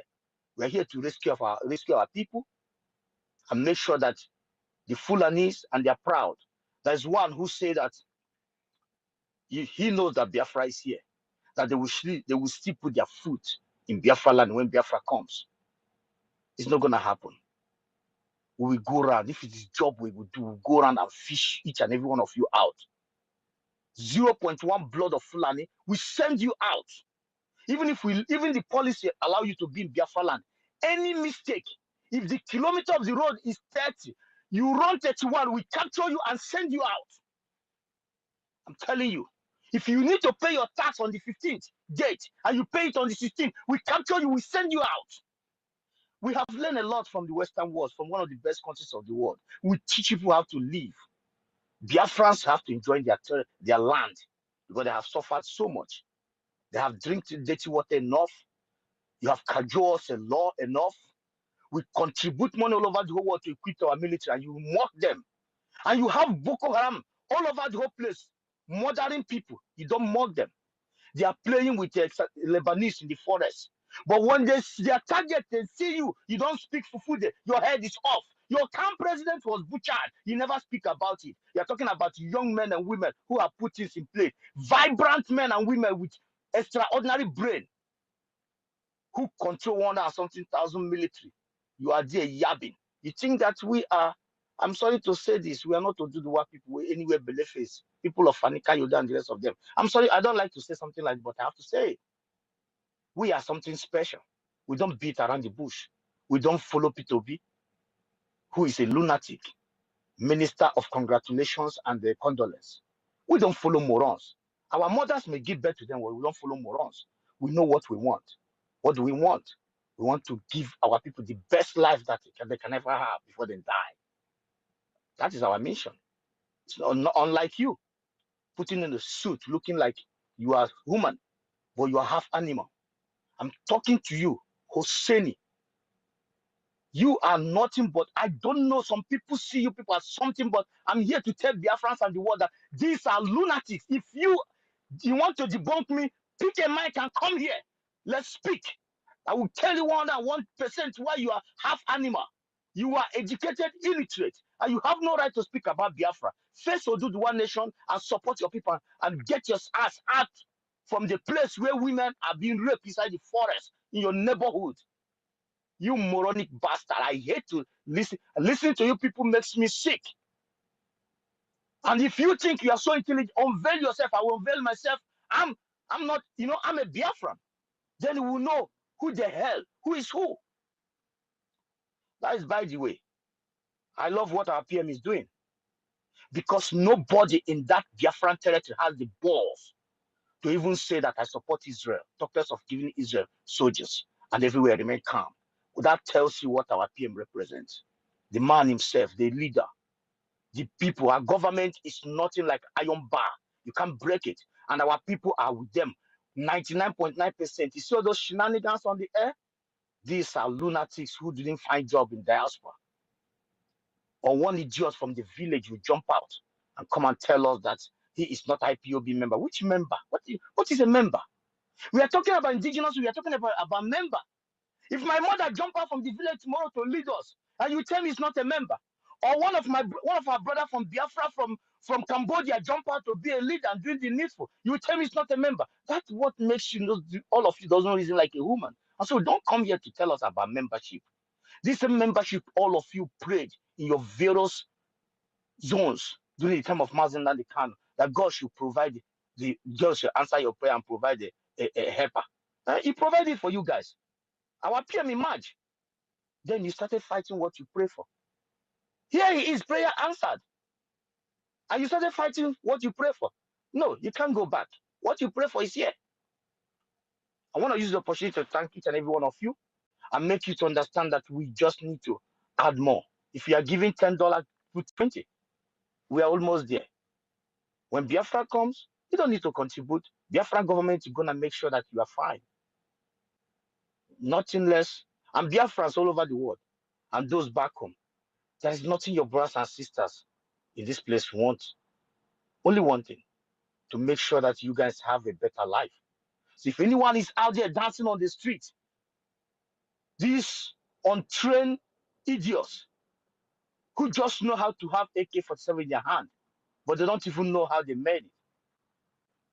you better understand something, that your brothers and sisters, we don't need nothing, only but one thing, to give you people a better life. Thank you, my brother. I salute each and every one of you.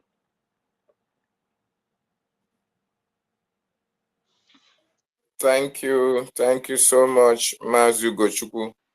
You have spoken so well. Thank you for that wonderful submission.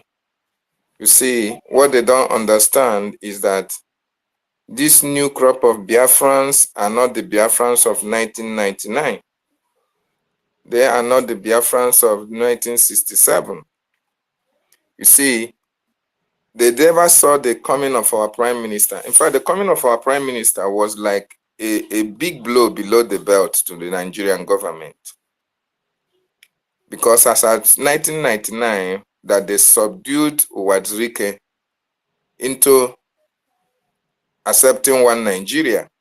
They brought all his commanders to him while he was still incarcerated, and Uwadzirike gave up the fight for Biafra. They thought that Mazi Nnamdi Kanu would be the same as Uwadzirike. They thought that he was going to toe the same line. And that was actually what they planned for Mazi Nnamdi Kanu. They wanted to use the Uwadzirike method to subdue our leader Mazi Nnamdi Kanu. That was why immediately they kidnapped him from Kenya, and with the help of the idiotic DOS that was bought over by the Nigerian government, they started to do away with all the commanders that were charged with the responsibility of protecting Biafra land. They never knew that this crop of Biafrans are a different breed of Biafra altogether. Those who are principled, those who cannot change their decision depending on who they are meeting at that particular time. The coming of our prime minister, they never saw it coming.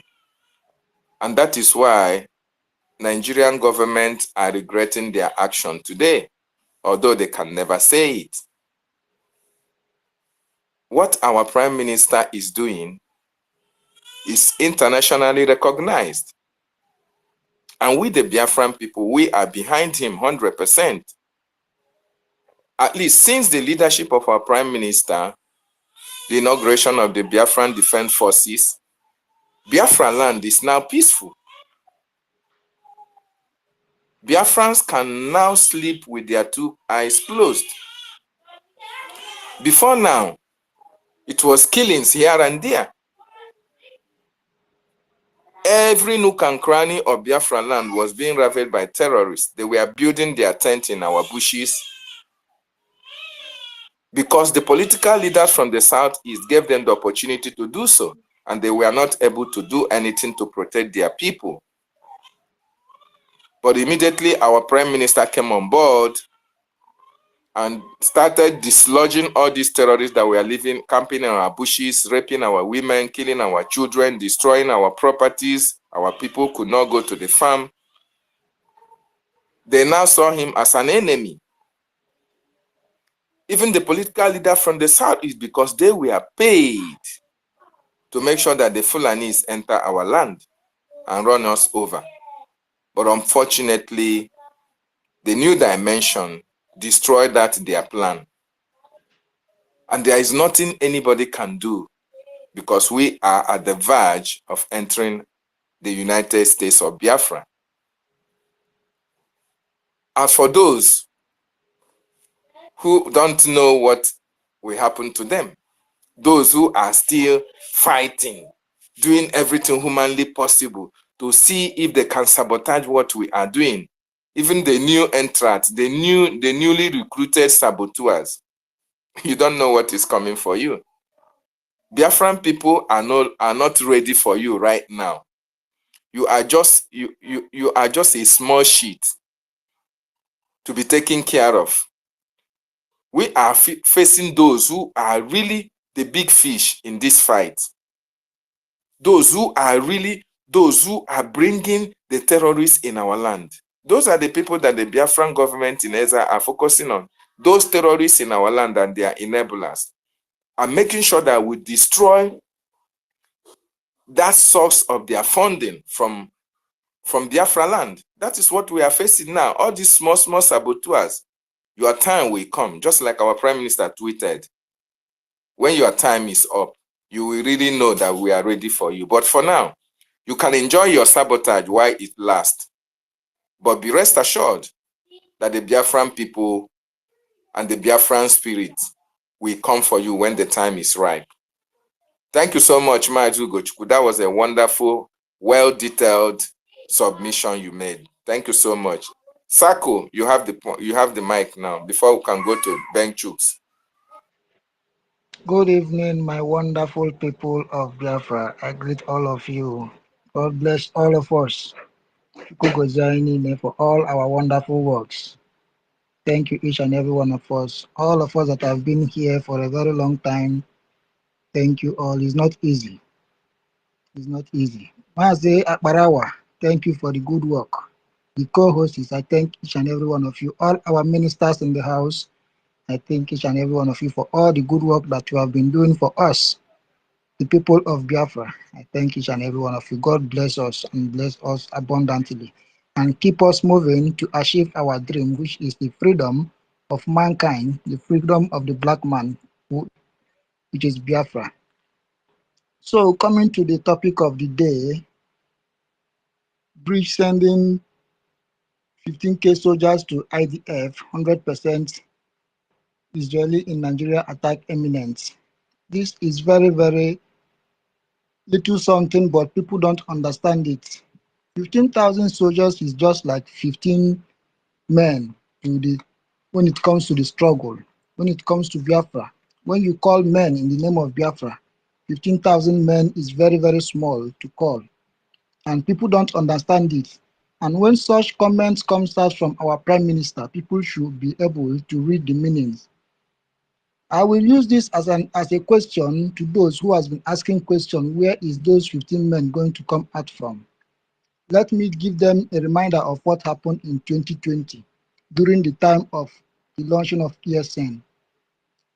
The launching of ESN was not announced in any social media platform, not even in Radio Biafra then. But all of us saw how massively the men that were gathered were, even when we got the report that a lot of people did not have the chance to enter. It was not announced, so talk more of when this one is already announced on social media ahead of time, and when Israel will also accept it, it will be on social media. And they were saying, where are those 15,000 men going to come out from? You see, I pity those kind of people that are asking those kind of questions, because it is like a blind man leading a blind man. They are all blind. They can't see even what is under their foot. That is why they come up with such question. So to them, I will tell them to keep waiting until that time comes when Israel will call for the help and the request will be granted. And each time our men will be sent there, I believe that the figures will be counted and they will be counting it by themselves. At the end of the day, they will give us the full figure of how many people that attended the call if the need arises. So I leave that one there. Coming to the Army General that called meeting in Abuja yesterday, or was it which day, I don't know, that all the commanders in Nigeria should come to Abuja for a closed meeting. And the meeting ended. They come up with, they want to gather all the journalists in the East and content creators. You see, I laugh at these people because they have already lost everything. They have nothing to hold on again. If your soldiers that are with gun cannot fight the war, the federal government, social media, the journalists and their radio stations and their television stations could not fight the war. Is it those that is under our foot that will do it for you? Those that are in Lagos couldn't do it. Abuja, all other states of Nigeria, they couldn't do it. The zoo, they couldn't do it. Is it those people that is under our foot in Biafra land that you will recruit, that they will give you that which you want? You see, is somebody who is just like somebody going in a road where there is no, as in, I don't know how to put it, somebody trekking in a straight road that has no destination, just moving. Let's keep moving. Our people call it ever affordable. They're just moving to where their belly face. So I don't blame them, is because They don't see what is coming. Those of them that has been able to see it, they are living in denial. Because if they are not living in denial, there is no way that they will be coming out on the television and be talking rubbish. And that is the reason why a question was asked to that fool, and he left the question in total and attended to another thing totally different from the question. So my people, I want us to keep pushing. The best thing we can do for ourselves now is to make sure that we keep supporting in any way we can, in any means we can, in any form we can. Let us keep supporting our movement. Let us keep supporting the liberation of our people for total freedom, because this freedom is what, when we get it, we will know that we are now alive. We will know that now we are now human beings. As it is to me now, I am not a complete human being because I have not tested freedom. I don't know how freedom looks like. I don't know how it tastes. But I believe that with the coming of Biafra, I will know freedom. I will see freedom and I will touch freedom and I will live with freedom. That is why I am fighting to liberate myself so that my unborn children will not see what I see in Nigeria. That is why I am fighting, and I am ready to do anything doable to make sure that our freedom come to reality in my lifetime, not after my life. So I want all of us to keep on pushing and keep on pushing. We are there already. God bless our Prime Minister, the Agbada Buruwan. I greet him. I thank you so much for all your good work. Thank you so much. May Chukwu Okike Abiama continue doing his good work of protecting you and giving you the wisdom and the knowledge to do all that you are doing. And whatever you do, we stand by you. Continue. All hail Biafra. All eyes on Biafra right now. So thank you, my people. Thank you, my people. I hear my mic here now. Thank you, my people. I see my friend, my brother, Thank you, Jaja. man. David, go ahead. David, go ahead. You guys see Thank Jaja? you. David. Yes. Wow. Jaja, is Yeah. that you or your spirit? It's I want Jaja, to hear live his and voice, direct. please. Yes, thank you so much, Saku, for that wonderful submission. Biafra has not tested freedom. Biafrans have not tested freedom at all. Since 1967 to date, Biafrans have faced a lot of subjugation, a lot of intimidations, a lot of killings. Biafra have faced a lot of dehumanizing treatment. So we have not tested freedom. And that is why every Biafran that want to test freedom should join hands and help this government to achieve Biafra. Because what Biafra means is freedom to all and freedom to Biafrans as well. Very, very important. When Biafra comes, Africa will test at least what is called real freedom, because freedom is the best thing that can happen to any human being on earth. The best that can happen to you, the best that can happen to me. Freedom is what we need. Most people who are fighting against this freedom don't actually understand what freedom is all about. If they do, they will join hands together to make sure that this freedom comes quickly. Thank you so much, Saku, for that wonderful submission. We have not tested freedom, but here, by 2024 December, the road for freedom will be open for Biafran people, and by extension, the entire African nations. Thank you so much. That was a wonderful submission. My co-host, Ugochukwu, if you have anything to say before we My can give brother, to that Benchut exactly. and Jaja. Jaja, Jaja, welcome, Jaja. You know, as he said, our people have not tested freedom, and that is a very, it's a very good point. If anyone who is equal to the task, who want to test freedom, who really love his people and honest to the fatherland, and want the fatherland to breathe a fresh of air by means of the citizens to have what they call freedom and experience, at least live for the first time in their history of lifetime, you have to come out and join the PM and the government to do the needful. Thank you. Benchut, You have the mic. Jaja, no verse, I beg. The guy hand has been up for a long time. Thank you so much. Thank you, Mazi David. Yeah, thank you, honorable ministers. Mazi Otunwa. Mazi Jaja, you are welcome back. Otunwa Mwanya, thank you so much.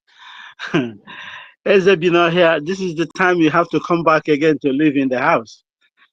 No more living outside or in the bush for your Ben Owabo and many others. I don't know who to greet and who to leave. It's Biafrans. Just one thing I just want to throw to everyone is never you give up. Never.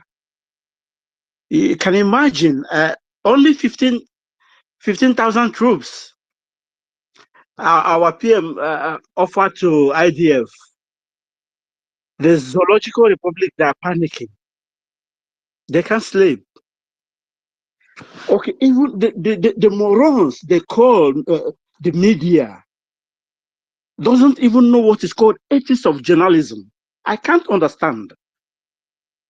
A whole, even this, the senior or Rufai, I don't know what they call him. I thought sometimes he reasoned like a human being. If you go again and watch carefully to that their caricature they made against themselves, you can see that these people, they are panicking. They don't know what to give again to the public.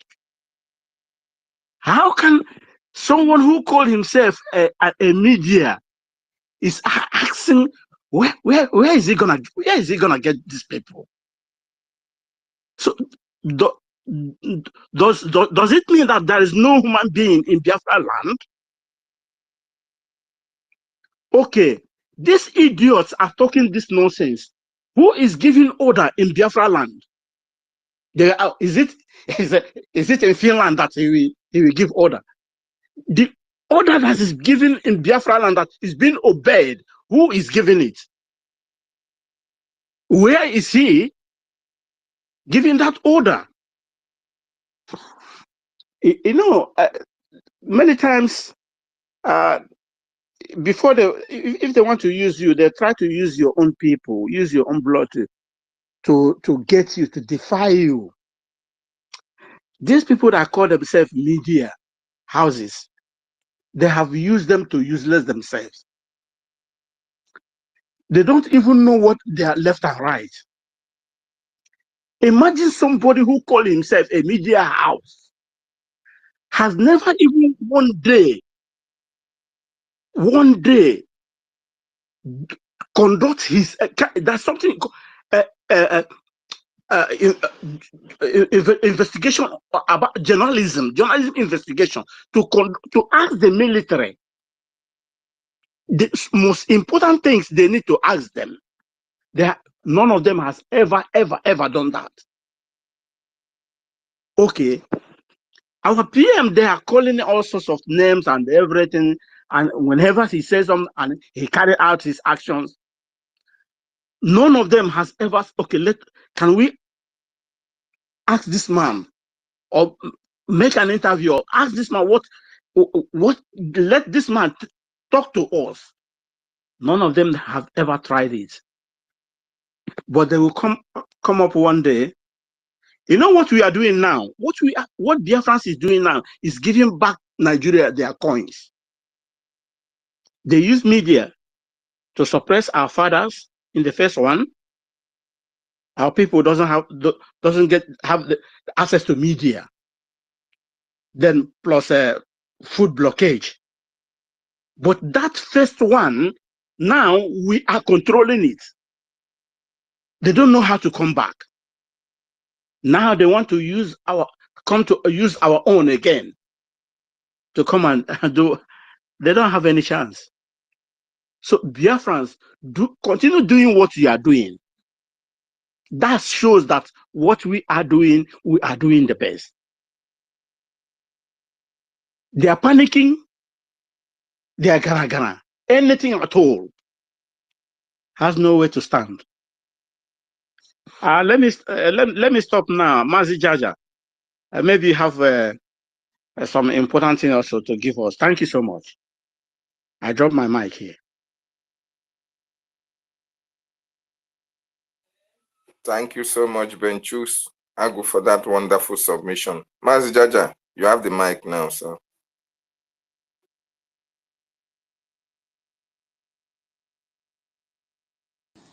Thank you so much, my brothers. Thank you, our own Minister of Information, Mazi Sonia Barawa. It has been a while.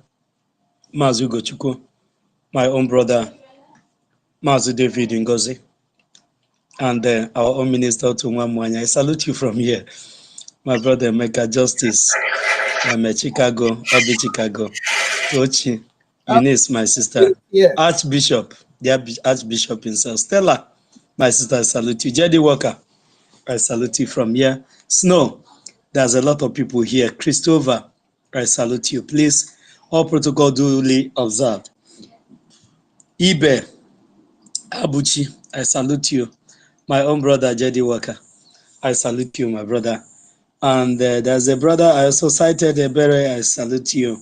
I think, okay, maybe you have left.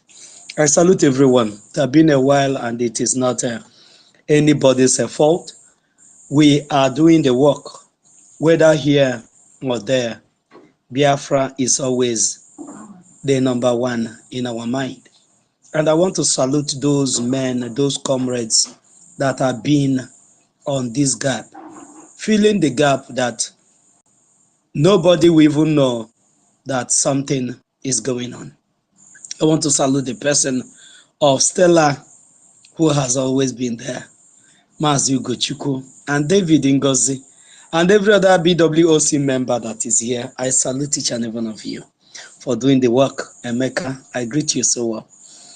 You know, I really don't want to say much about this panic attack that are before the terrorist state of Nigeria on the announcement that our Prime Minister made earlier on Sunday evening. I didn't want to say anything about it because these people, they will suffocate themselves. But when I saw what was going on the media this morning about the space that was conducted by the terrorist agent, I said I will analyze that video, that space, because there are a lot of things that are said there that we need to bring to the limelight. These people were panicking that Simon Ekpa is sending 15,000 soldiers if the IDF requested for it. But they were not panicking when the leader of Hamas appeared in Nigeria and being hosted by all the journalists, by all the media houses in the terrorist camp of Nigeria. None of them asked the vital question.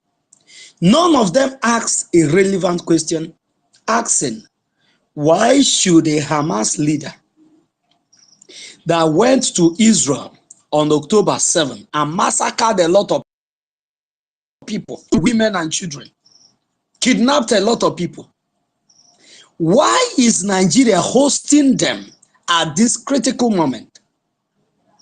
They were so afraid down to their bone marrow. None of them could ask such question. But why they always come against us is what our leader Mazi Nnamdi Kanu said. They know we are lovers of humanity, that we don't hurt people. We don't go against anybody. We protect lives. And they use it, they are now using it as an avenue. They are now using it as a weak point to come against the Biafrans at any time that they wish like or they wanted to. And our leader told them, if you want to use our love for humanity to attack us, we are going to defend ourselves. That is no longer going to be business as usual. And the same thing is what our Prime Minister, Mazi Simon Ekpa, is re-echoing. that the time you come and you kill the Biafrans has come and it have gone. And that's one message we want to pass to the terrorist state of Nigeria. If we have over 15,000 soldiers to send out, just imagine what we have to protect every terrorist act that made it possible that today you don't have any IDP camp in Biafra land. And if you watch that space that was hosted, you will see that the enemy is not conniving. Those that said that they are IPOB members, I want to send a message to them. The days that the movement to restore Biafra was being handled by a group of people has come and it have gone. It's not government talking to government. You will see people that you think that they are fighting the same thing with you. They are now doing collabo with the same Nigerian terrorist government. And many of them are now changing their profiles to Mazi Nnamdi Kanu profiles on Fulani men on space, changing their profiles to Mazi Nnamdi Kanu profile. And when they will now be talking against Mazi Simon Ekpa, you will think and say, oh, these ones are also people that are fighting the same cause. Any man or woman that is not echoing what Mazi Simon Ekpa is echoing now, it's not with us. And even Jesus said, when the disciples are asking Jesus that these people are also doing what we are doing, should we go and stop them? Jesus told them that if they are not against us, they are with us. So anyone that is not with the government as we speak now is against you. It doesn't matter the type of problem. Even if that person should like put Mazi Simon Ekpa's profile, that person is an enemy to the cause, collective cause that we are all fighting. And you have to open your eyes very wide. We are entering the most dangerous moment when a lot of things will be playing out in homeland, when a lot of things will be happening. And many people will call you if you are exposed to be called. And many thoughts will rise up in your mind.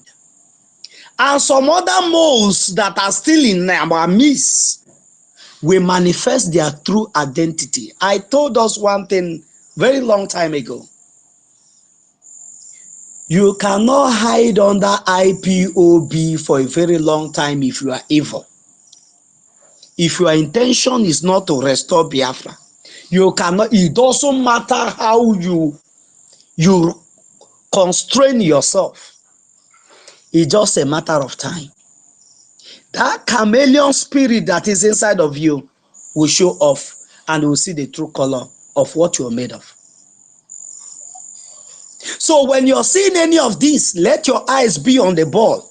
That is the commandment that was given to us. No matter what that is happening around you, I want to re-echo that. No matter what is happening around you, doesn't matter the propaganda. So if you're surprised about what is happening today, then you're not prepared for what is to come. More propaganda is coming. But when you're seeing all this propaganda, be joyful because what you're doing is yielding fruit. When you're seeing all this propaganda against our prime minister, against the government in exile, against what we are doing, the freedom we are fighting, know it that what we are doing is getting to the grassroots. There's a video that I will also make analysis of a Fulani man, a foreign Fulani man in Nigeria, telling you that those that want to achieve Biafra, that whatever they do, that they will still have the Fulani among them. The video is out there. What does that tell you? If a foreign Fulani already know the obstacle that they are fighting. If you look at that guy, you know that he's a very young guy, very small boy. But he's telling you that you cannot fight Fulani. They have come out to tell you who they are and what they want to achieve. That it doesn't matter what you do, that they will take over your land. But the only land that the Fulani can never have a full store on is the Biafra land. And they are getting mad. They are going mad about it. British is going gaga about it because they know that their business empire have long ended. They are doing everything humanly possible to see if they can reinstate or survive what has already died. So I want to tell us, Biafrans, that we are already at home. And it doesn't matter what that happened. 2024, our Prime Minister said is sacrosanct. And that's another thing I want to tell us. Our Prime Minister said on the 2nd of December this year, 2024, that the liberation of Biafra will kickstart. Many people think that on that day, once the Biafra has been declared, then the Nigerian government will now run out immediately out of Biafra. The Biafrans are going to give them a hit that will make it impossible. They will be unconducive to live in our space. And by so doing, what we are fighting for will be achieved. So if you're not strong, like our leader said, stay aside. Don't come and make a mess of yourself. If what Mazi Simon Ekpa is fighting for, you don't understand it, stay aside. Don't come and occupy space and doing nothing. If you don't understand what the Biafra Republic government in exile stands for, stand as hand of the supreme leader of the indigenous people of Biafra, Mazi Nnamdi Kanu. We know why we are here. To do what other people in Africa has not done. And that is to have freedom. And that freedom is what we are going to achieve this year, not next year. Thank you so much, Biafrans. I salute each and every one of you. May Elohim continue to guide each and every one of us. Master Simon, my brother, you are welcome. My own sister, Mouthpiece, I salute you from here. Thank you so much. I submit my mic. Thank you, Jaja, so much, and don't run far away. Always come around. We miss you.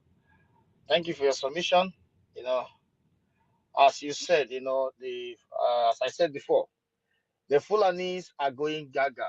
The British that always think that the shortcut to get to Biafran people, the Fulanis are losing it all because of the strategy of our PM and our government and of course, the Biafra Defense Force, which some of them have, questioned the power of this best military in the world. But I tell them, it's for your own risky. You can doubt, you can cajole, yeah.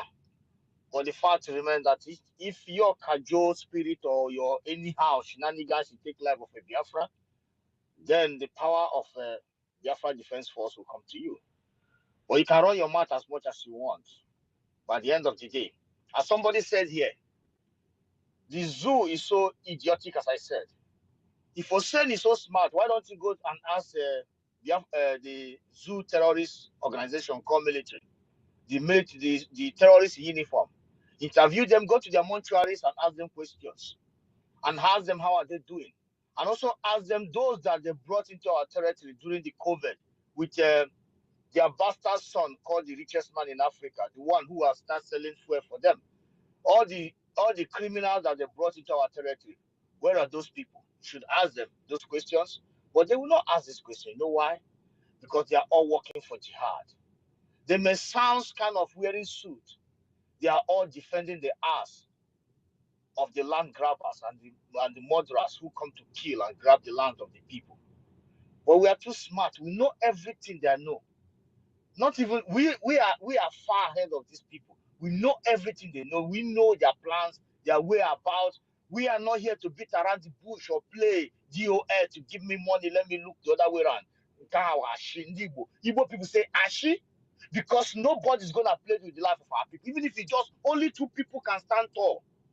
We strongly believe what Biafra is capable of doing. As long as 2 people will be honest with the fatherland, they will never step their foot into our territory. British are going gaga, as you said, Jaja, because their shortcut to Biafra land has been quenched by the Biafra Defense Force and the Biafras all over the whole world doing the needful to stand tall to make sure it never happens. And it will never happen. You know why? Because so many of us, as we close our eyes, we see the tears of our ancestors. Some of us close our eyes. Some of us live today. They never hold their father's hand to walk on the street. That is the handwork of the zoological, a country that never exists, a mirage. And all of them cannot ask questions because they all work for one thing. They work for jihad. They cannot invite our PM. You said that you have a minute to where, come and ask him questions. Invite him in your this thing. Put it the way you put Alama Jiris on your Money Arise News and all those things. Why can't you connect him? It's not difficult to find. He's there always. But you cannot. Why? Because you all work for jihad. The Islamic people who are in the forest, dirty smelling pigs, and the ones who spray perfume to sit on the media are all working the same share. How can you ask our PM question? Because all their plans to see us strangled to death, including, some of them may not even know what they are doing because they just want to lay their hand in power, a power in a criminal empire. How can a reasonable human being want to be in power in a criminal empire? That is by the way. My brother Namdi or David, if you have something to say, or our host, go ahead, my brother, or I give to Namdi. Thank you, Jaja. Nice to see you, my brother. Namdi, can go ahead, my brother. All right. Thank you very much, Mazugo. So be that. Yes, this is Mazin. So I go because this is a new account. I've been struggling, to come in. I know that though I put my picture there so that at least, but anyway, I don't want to miss my word. Because I will start from where you just stopped now, like you said they don't know what they are doing. So before I lose that thought and go continue, they don't know what they're doing. In that sense, because of that word that you have just said, let me tell you, my brother Ugo, they are going to destroy themselves by themselves. This is just the fact. Because to me, I have already seen it all. Because this whole battle has already been fought in the spirit realm. It has already been concluded and victory is already ours.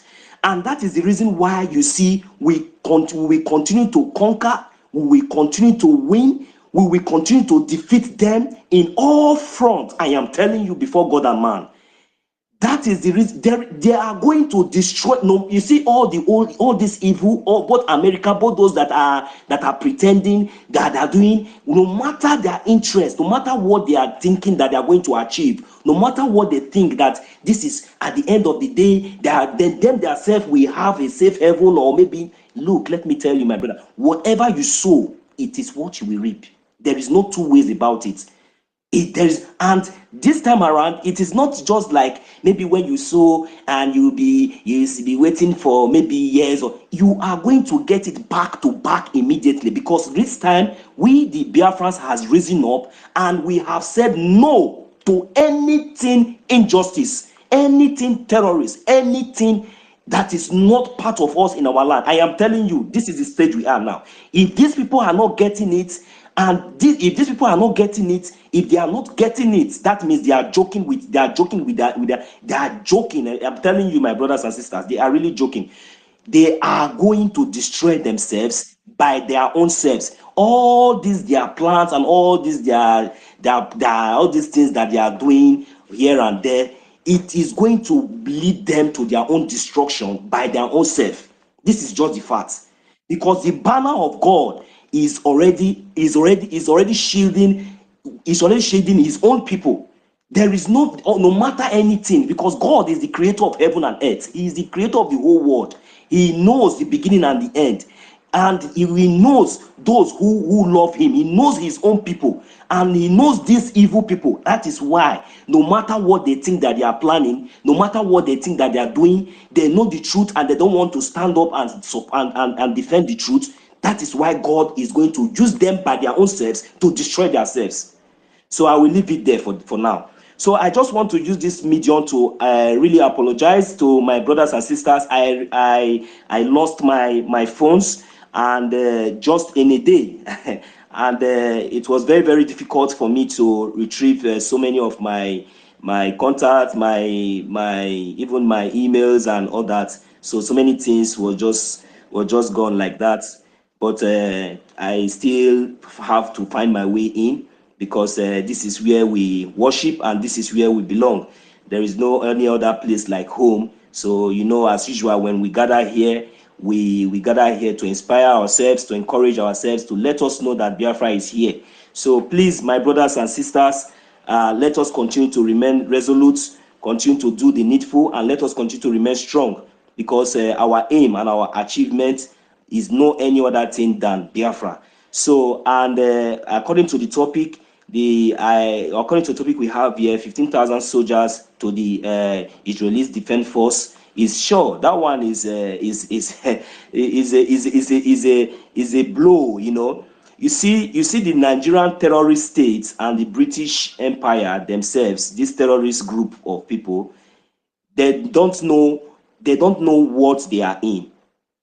It is better for them, because you see, after all this inhumanity that they have done to our leader Mazi Nnamdi Kanu, and yet he is still standing strong, and yet he is still defending them, and yet we are still defending our land, and yet we are even giving support by our prime minister. That's small boy they called small boy in Finland. He is even giving a volunteer support of 15,000 troops of soldiers, of Biafran soldiers, to support the Israeli Defense Force when the time comes. Man, this is to let us know that we really need to be very, very strong and confident in what we are doing. We really need to double our efforts to support our prime minister, to make sure that all these our men and women, our gallant men and women, will continue to guide and protect our land, because we have already seen it all. They are doing it. So giving 15,000 soldiers to the Israeli Defense Force is a plus, and is something that I'm not even surprised about it, because yes, I am very, very strong, and I believe that yes, we have the capacity to do that, and we will even do more. So we are letting the Nigerian terrorist state and the world to know that this is not the time. This is not 1967. This is never 1967, and this can never be 1967. We are Biafrans. We are Biafrans. We are industrious. We are human. We are not depending on even the oil that you are coming to kill us for. We are industrious. We create. We produce. Even we produce. We are the only people that use palm oil to fly a jet. When you think that there will be no way, we flew a jet with palm oil. We make it happen. So if you are joking with these Biafrans of this time, in this 2024, you are joking. In this 24th century, if you are joking with these Biafrans, and whenever we have been protesting, we have been agitating, we are doing all sorts of things peacefully to let the whole world know. But instead, what you did was to kidnap our leader, British and America. You are aware that Mazi Nnamdi Kanu was kidnapped from Kenya and and be extradited to the zoo, to the jungle that you people call Nigeria. You knew about all these things. You, Biden, you have visited that zoo, supporting Nigeria that is welcoming Hamas terrorists. You know what terrorists that they are looking for. That's welcome a whole Hamas terrorist, even interviewing him in that same zoo, Nigeria. What are we talking about? It is yet time that you people should know that whenever all these things will start to backfire against you, just have it in mind that that is just the consequences. It doesn't really matter how you shield yourself today. Like my brother Ogochukwu said, you put on suit to pretend we know you. We Biafrans, we are smart and we are intelligent. Thank God today that we have risen and we have stand up, and that is the best way to go to defend our land, to defend our mothers, our children, so that these terrorists that you people are aiding in army uniform and in all forms, in all platforms, in any way, to come and commit terrorists, to come and terrorize our land, to come and kill us, you can never succeed. It can never happen anymore. You can do that in the north. Go and take over Abuja, Kano, Benue, all those places where they are sleeping. Go there. But if you cross Biafra, just wait now till November, December, when Biafra is declared. I'm telling you, our kids, when you see Biafran child, you will run away. I am telling you, with your gun and with your, you will run away. You don't know what is coming. Let me leave it for here. Thank you very much. I really greet my brothers and sisters. I miss you all. Mazi Sonia, Parawa, Mazi Ugo, Mazi David, Matt Peace, Motuwa Mwaya, my minister, I greet you. Good evening, sir. Mazi Jidewa, I greet you. Sister Tochi, greet you. Mazi Jaja, I greet you, sir. Mazi Nemeka, I greet you. I greet each and every one of us here. Ben Mazi Ben Chus, you were on the mic before. I greet you, sir. Please, I have sent requests to so many of us. Please kindly accept my request so that I will be getting notification as usual. Our sister Eunice is here.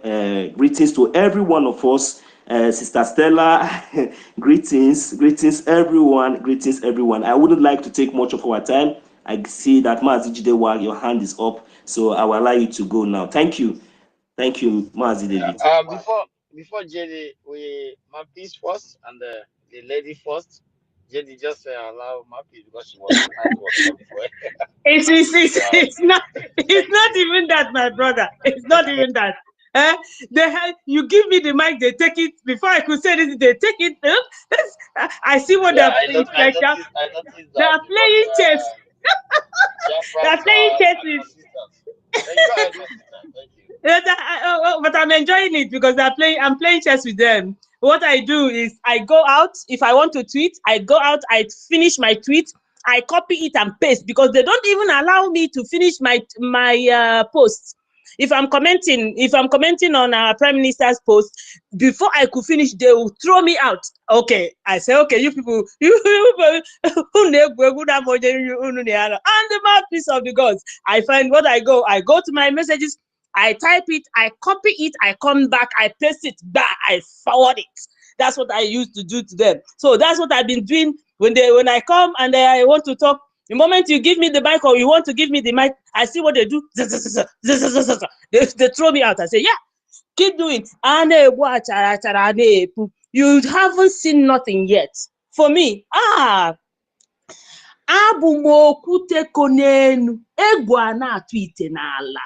is what I am. If you won't fight me, be ready to make sure you tie your wrapper well. Tie them very well if you want to fight with me.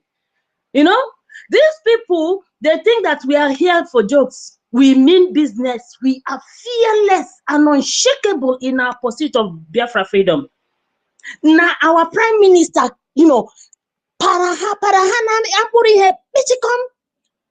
tied it very well and kept it, and is playing ping pong with them.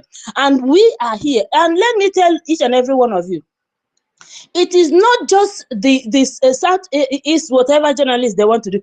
They have planted a lot of their idiots, most especially all those criminals from DOS. They paid them to come over to our space now to make sure that our space never stand. So be careful. Some of your accounts may be taken away. So you see, when you see it, just know, get another account and keep going, because that's what they want to do now. So, and when I'm told to come and give you guys message, they won't allow me to come and give the message. So I'm throwing it. When I come, I just throw it and I go away. So whatever they do, please make sure you stay strong. This is the time they are really out to fight. And it's not only in the media, on television and radio, they want to do it on space here to take us out of here. But I can see my wonderful dear friends are resilient and resolute and fearless. When you come, you say your own, Hana no Daya, and they are panicking. So we will decimating them wherever with our words here. Our Biafra angels are doing the needful. At home, our foot soldiers, while we be here as Biafrans, our wonderful people and our own army. This is the Army of Information Department. That's what we are here. We keep giving it to them the way it is. They can do us nothing because they know Biafra is already here. That is because they are snake and we've caught them. All right, so let them know na iwu Biafra anyị we okwuta ekerogo n'enu egwu a na-atụ Nigeria n'ala. We move, my brothers and sisters. We move. Keep on standing strong. Thank you so much. Now I followed you back, Nonso. Okay, please, if there's any other person, let me know. Of the gods, before you go, let me tell you, we are equal to the task. We can never ever run away from our land. We are here. That is one thing that they should understand. How can a stranger come into your own land and take over your land? It's not possible now. A stranger will come into your land and take over and dominate your land. It's not possible. If they have been doing it in other places, it is never ever in Biafra. That is why if they like kick us out 100 times, 1 million times, I have not been okay. I have not been myself. Now I'm very, very okay. Now this night maybe I will sleep very well. I'm home. Yes, so let me leave the mic now. Let my go. Wherever you are, I see. Okay, look at Jaja God. How many times they have kicked Jaja God out, and he doesn't come to space to talk again. The moment he comes, they kick him out. Look, that is what Biafrans are. You cannot come to our land and you want to take over our land, our God-given gift, and you think you can get away with it. Other people you can do it to other people, but not Biafrans. Okay? That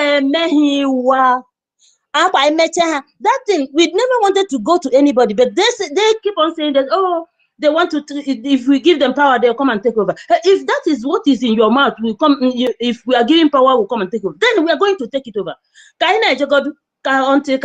Let's build our nation, let it get strong, and then my people, please just decimate them, just do them. I did. If you don't see me, they've kicked me out. I'll come back again. Ndewo, my people. Thank you, our minister, all the ministers, all the co-hosts, Ugo, Chuku, my wonderful brother Nana. No, so in fact, I'm taking too much time because I greet each and every one of you. Because if I don't call you, I see you the text, my brother. Justice, hey, oh my wonderful prank. Okay, please. All my wonderful people, Eunice, all of you, I love you, I love you, I love you. Bye-bye. Let other people speak. Yeah, thank you, my sister. We really appreciate a lot. JD, I don't know you and Saint who is first here because I don't know if Saint was before you. But yeah, JD can go ahead. Then after you, Saint can take the mic. Thank you. Thank you very much. Thank you very much, our co-host Ugochukwu and David Nana. And thanks to our host, the Minister of Information, Mazi Sonny Akwarawa. And thanks every cabinet members of the Biafra Republic government in exile on our space this morning. Good morning from here. First of all protocol observed. I have to say thank you to our leader, Mazi Nandi Opukanu, for bringing us together so far. He is the one responsible for all the victories that our government have been attaining up to this moment. He is the one that refused to capitulate. He's giving us that morale and confidence to know that Biafra is here already. We thank him. And we thank our Prime Minister, the Obatobie of Biafra land, the only one that stood up and said enough of nonsense that is coming from the Islamic State of Nigeria against our people. We thank him for bringing us together as well. Thank you, everyone that is on the space tonight. This morning, I don't want to call it, there's a lot of names. Our own sister mouthpiece, to see you, Okwanonso was in Nnamdi or something like that. We thank everyone. Our minister, Otumwamanya, and the rest. ọmụ tinyere Nnamdi maka ọ na ntinye that nọ nso amaghị ma ha ga-ekwe m batakwa na mic ọ ihe mere m ji tinye like that. Okay, no problem. Udo. Thank you. Thank you very much. Thank you very much. Going to our topic, Biafra Republic government in exile, 15,000 soldiers to IDF is 100%. Hashtag Israel in Nigeria attack imminent. That was the same, almost the same thing that a topic that our Prime Minister hosted, I think 2 days ago, 48 hours ago or so. You know, the funny thing about the Islamic State of Nigeria is that the CDS, which is Christopher Musa, I'm sorry to use that Christopher because of our brother Christopher. That Musa, the CDS, the Chief of Defense Staff, last time went to the House of National Assembly and Senate and what have you, almost on a weekly basis, on 48 hours basis. He keep on crying and lamenting and calling to the extent of actually mentioning Simon Ekpa, our Prime Minister, in the floor of the National Assembly and Senate for the very first time in the history of Biafra liberation and restoration. No one have ever done that. He singled out our Prime Minister, and he was mentioning Prime Minister on every section, every media event that he hosted. That is to tell you that our government is doing the needful, and the Nigerian government is feeling the heat. All of a sudden, the cat is loose out of the bag because of our governments have announced that they are going to, if the Israeli Defense Forces need foot soldiers, that the government is willing to offer them 15,000 soldiers, and all hell break loose in Nigeria. Just barely 72 hours or so that this announcement, everywhere is hot. They have tried everything to truncate the coming of Biafra, but it did not work. The Nigerian government have tried everything. The IPOB in Nigeria is not working anymore because we've decimated them. Their Minister of Information and their group, we have decimated them. Musa has acknowledged that, and that is just a fact. Go to YouTube, every single social media, and space, that side will occupy it. Every single day. And I have to thank Stella for always being there. Every single day that at least we have one person on space, it matters. I know that we have a lot of our people in different continents of the world. So if we can have like at least one person hosting every day, that is a big deal because we will live in different times. Like in my time now, this is 6:37 a.m. I'm actually preparing to go to work. So that's why I just wanted to make it a quick one so that I can, I can go to work and all that. If we have a lot of people everywhere, so by bringing at least one person from different places and we'll host spaces, that will still keep on hammering them because at this point in time, I'm telling you, from the 2nd of December, if we think that what the Nigerian government is planning this time around, that is more, wait until in the next 2-3 months to come because every day the heat will be increasing. Just like what our Prime Minister said, that these 2 suicide bombers that they tried to send before, they're stranded in Denmark. So the whole thing there is that Nigeria have tried everything to see that they truncate the coming of Biafra, but it is not working in their favor because the government is 100% step ahead of them. Whenever they plan anything before it even materializes, the government is aware of it and we will disseminate the whole thing. We come here and they will put up the information and then they will back up from it. So at the end of the day, it is not going to materialize. Going to use Nigeria Union of Journalists and the content creators. This is the worst case. That is, Nigeria is a laughingstock. Seriously. Content creators, for goodness sake. You want to use content creators to do what? Because they think that these people, they are doing this content creating every single day, and then they want to use them to lie against the government. This is absurd. I never heard or even seen any, and we are talking about military. This is not even arms of the Minister of Information of Nigeria. No, military. This is to tell you that Nigeria is a scam. Not only that, if there's a two fighting, for example, there's a two fighting in the street, people will go and call military instead of the police. This is exactly what is going on in Okoma community that led to whatever that happened. Instead of using the proper channel that you have, you are using military to call Nigerian Union of Journalists in Aba or whatever. You are telling them what to put out there because of fake news. Who is bringing the fake news? The Nigerian government is the one bringing the fake news. We here in the media, we will tell you and then we will give you evidence or proof. We are not doing anything propaganda. The Biafra Republic government in exile media, they will tell you what Nigeria did and then they will give you evidence to back it up. Everything that Nigeria, with all their propaganda, they have the mainstream media. Most of the home news in Nigeria is censored.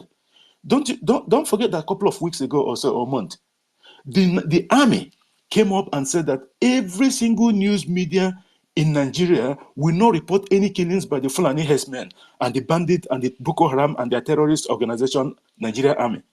That they are banned from reporting it. And that is directly from the CDS and this Lagbaja and the rest, because the CDS is the head of the whole military security apparatus in the Islamic State of Nigeria. He came out and said that. He gave them that code of conduct that they don't report any killings by the Fulanis or the ragtag Nigerian terrorist army. What does that mean? Channels TV have never reported, RS have never reported, TVS of Tinubu have never reported, AIT, NTA, the same old music that they've been playing since we were kids. They are still playing the same music up to now. What does that tell you? They are stagnant. They are like a pond. Some, like, this water that doesn't float. That is exactly what Nigeria looks like. They never change. They never ever change, and they will never ever change. So our government is hitting them hard, and they know that. Based on what our brother Jaja Goson just said, if the Biafra Republic government in Israel can be able to provide up to 15,000 soldiers, if the IDF needed it, it means we have more than enough that we defend the land already. We do. This is why they are panicking.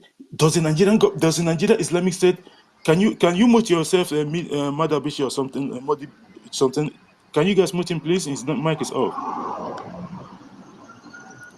Ugochukwu, can you mute him? Okay. So I have done that. yeah, the Nigeria Islamic State does not have any fighting soldiers. What they depend on is militias. The militias that come from the Sahel. But thank God, Burkina Faso and Mali and the rest of them is not supporting them anymore. They cannot get they cannot get more. Just remove this guy. They cannot get. Madabuchi, if you unmute yourself, I'm going to remove. They cannot get. Okay. Thank you, all of you. They cannot get. They cannot get militias anymore from Niger. They cannot get militias from Chad because those people have come to realize that Islamic State of Nigeria is not be trusted. So at the end of the day, all these shenanigans will end on the 2nd of December 2024 when Biafra will be declared. Thank you, everyone. Hello? This guy is just. Thank you, everyone, and Have I you use heard? the mic for my people. Yeah, I just remove him from the mic, and that is not nice. You come to space, and I know most of you have a new space, a new handles. Yeah, most of you have been requesting. Please, if you have a new handle, please, when you request, just keep holding. When people finish, you bring them down to bring it. So don't think that we don't want to bring you in. Please, just your opinion is so much matters. As long as you are here to give Biafrans your word, and make sure you support your people, to make sure to give your people the freedom they deserve and they need. You are welcome, but if you come here to cajole us, you're not gonna take your, because we are not the type of people that will cajole, or people you come to twist. You made mention of the people they want to use. They want to use people who make skit and all those things. These people, they think that during the time of Obi, that Obi worked. They maybe Obi campaign works because of these people like those that used to jump from the inside forest before and make a joke. They decided to support Obi. In their freaking mind, they think that, okay, if he could work for Obi, maybe they can also use them. It's gonna work for them at this time around. But the fact remains that we are not joking. We are not playing with the lives of our people. We understand that all these years, just example. You know what makes looks like Nigeria? There's something coming out of there. There are times, all those things they have tried to do, all those things. They say Biafran people will say that we are being, some of them like, yeah, the word we are marginalized. They are killing us. Oh, they are killing us because, for example, if they try to buy our PM and he refused to take money, and all of us followed, all of us went back, you will see all these things will be as if that Nigeria is a powerless puppet. Our PM and the government, in just less than 365 days, have taught the whole world that these are just a puppet. Just a puppet. People that take money to equip their military, they will go and share it and give testimony to. Are they human beings? Their so-called military buy their clothes by themselves, go to Southeast to set up every village. Just take this place, block this road. Go to that airport, block the road, collect money. This is what they do. These are you just need a serious people like our Biafra government and our PM. You hit them hard, front and back. Their media is useless. So if they want to go to the east okay, what are they gonna do? What are they gonna do? You just this kind of news they put here. Simon Ekpa is a leader of the criminal gang in Southeast. Shut the hell up. Which criminal gang? The only criminal we know is the morons who refuse to give people adequate hospital. Senators and the so-called honorable you call yourself in the East. The criminal gang is you that buy recharge cards for morons on the space to come and say that Nigeria is gonna be fine, that you want to build a new Nigeria. That is the only criminal gang. It's not someone like me that I join force with my own blood brothers and sisters who are doctors, professors, engineers, every kind of whatever you may think of in the whole world, from all over the world, from well-meaning countries contributing to the revenue of different countries, trying to save the ass of their people. You call it our prime minister a criminal gang. The criminal gang is you morons. That is, by the way, my brother said, go ahead, because when you keep talking about these people, the only thing that we keep doing the needful, fund our liberation army to kick the ass of those that come across them. Simple as ABCD, and declare Biafra. At the end of the day, it will end up like Nigeria Republic. They will do press up with what they call them, NYC people. At the end of the day, they will come to ask Biafra, what can you offer for us? It will end like that. Mark my word. Because if you try, all of you will be crushed. Go ahead, Saint, please.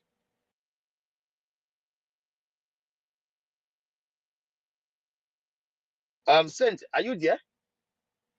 If you're Yes, I'm yeah, here. go ahead, my brother. Yeah, I hope I'm the one you're talking to. Yes, yeah. This is Chiku. Yeah. Go ahead. All right. Good evening, Biafra. Good evening to our greetings to our able leader, Mazen Namdekalu, and our Prime Minister, Yabato Bia himself, and greetings to all our ministers in the house, especially our communication minister, Mazen Barawa, and to everyone present here today. Today, my own submission here is I concur with Mazi Jaja that there is a revelation that these condemned criminals, DOS and co, are planning heavy propaganda after the redeclaration of Biafra by our PM on the 2nd of December 2024. They will come up with things related to things like what that man did, that burnt face in the United States of America called Emeka Deston. They will come up with things like, finally, our Biafran people have been deceived by the PM. And most people believe that after the redeclaration, everywhere will be on fire. No. Every zoo government structure removed or demolished It is not like that. It will take some time while the total delegitimization will begin. Now, last time, let me just take us back a while, so for the minute. Last time, our PM placed the drug lord, the president of the zoo, and co on wanted list. And if I may say that he forgot to use the name BLA or BDF, forcing the zoo media and government to mention the name of our liberation armies. But behold, he is doing so also by telling them that he's going to support our brothers in the Israel with 15,000 men, intensify and forcing them to mention and recognize our liberation armies. They thought they won the previous wars with the use of propaganda and blockade. But now we have gently risen, taking the bull by the horn.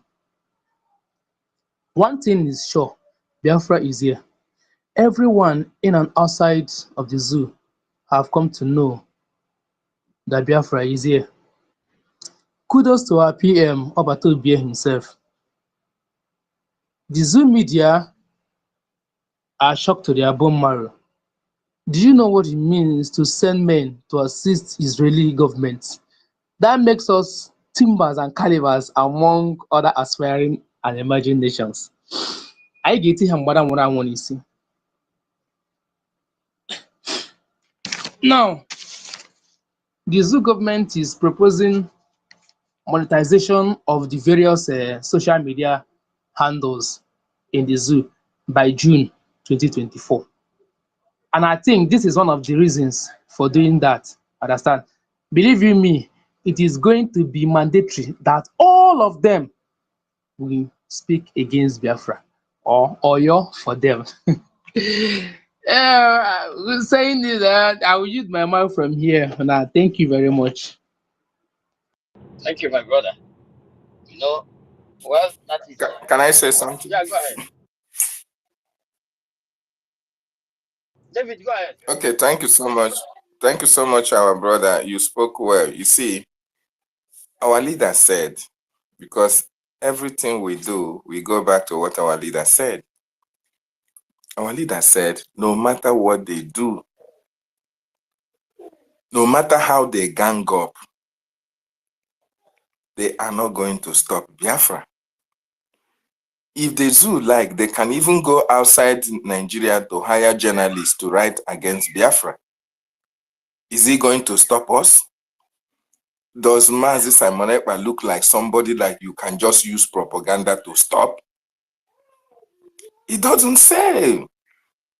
Our Prime Minister, Azwanoka, he doesn't care what you say as far as he's on the right path, as far as he is doing the right thing.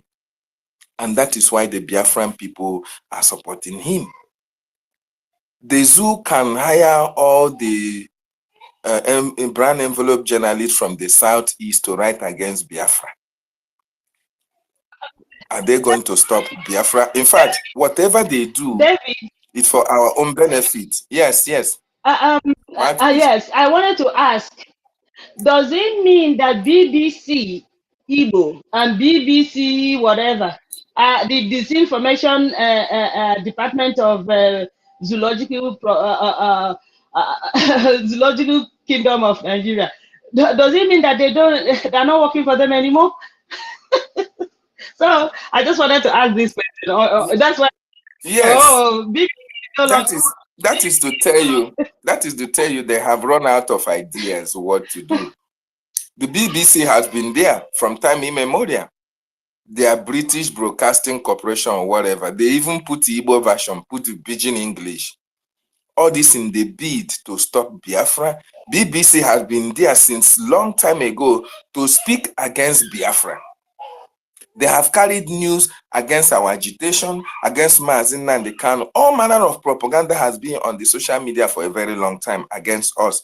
Did it stop Mazi Nnamdi Kanu from getting to this stage?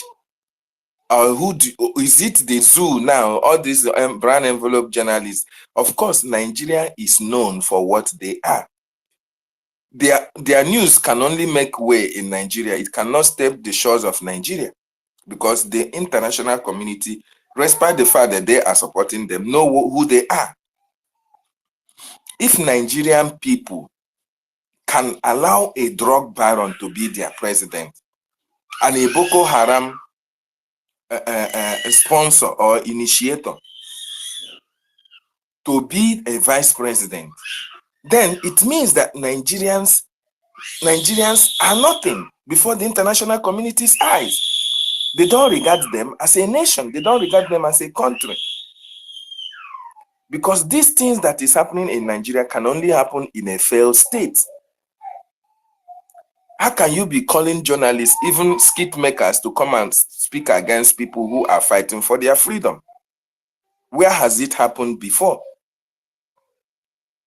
Where have it happened before? Can only happen in a failed state. So our prime minister is doing what he's doing because he knows the result will be for the benefit of the Biafran people. The 15,000 soldiers that prime minister promised to give Israeli, it is the one that is making them go gaga. You're looking at this, you know, formerly they called Mazen Nandekano a social media personnel. They called prime minister online country, online agitator. We no longer hear miscreant. Remember, miscreant.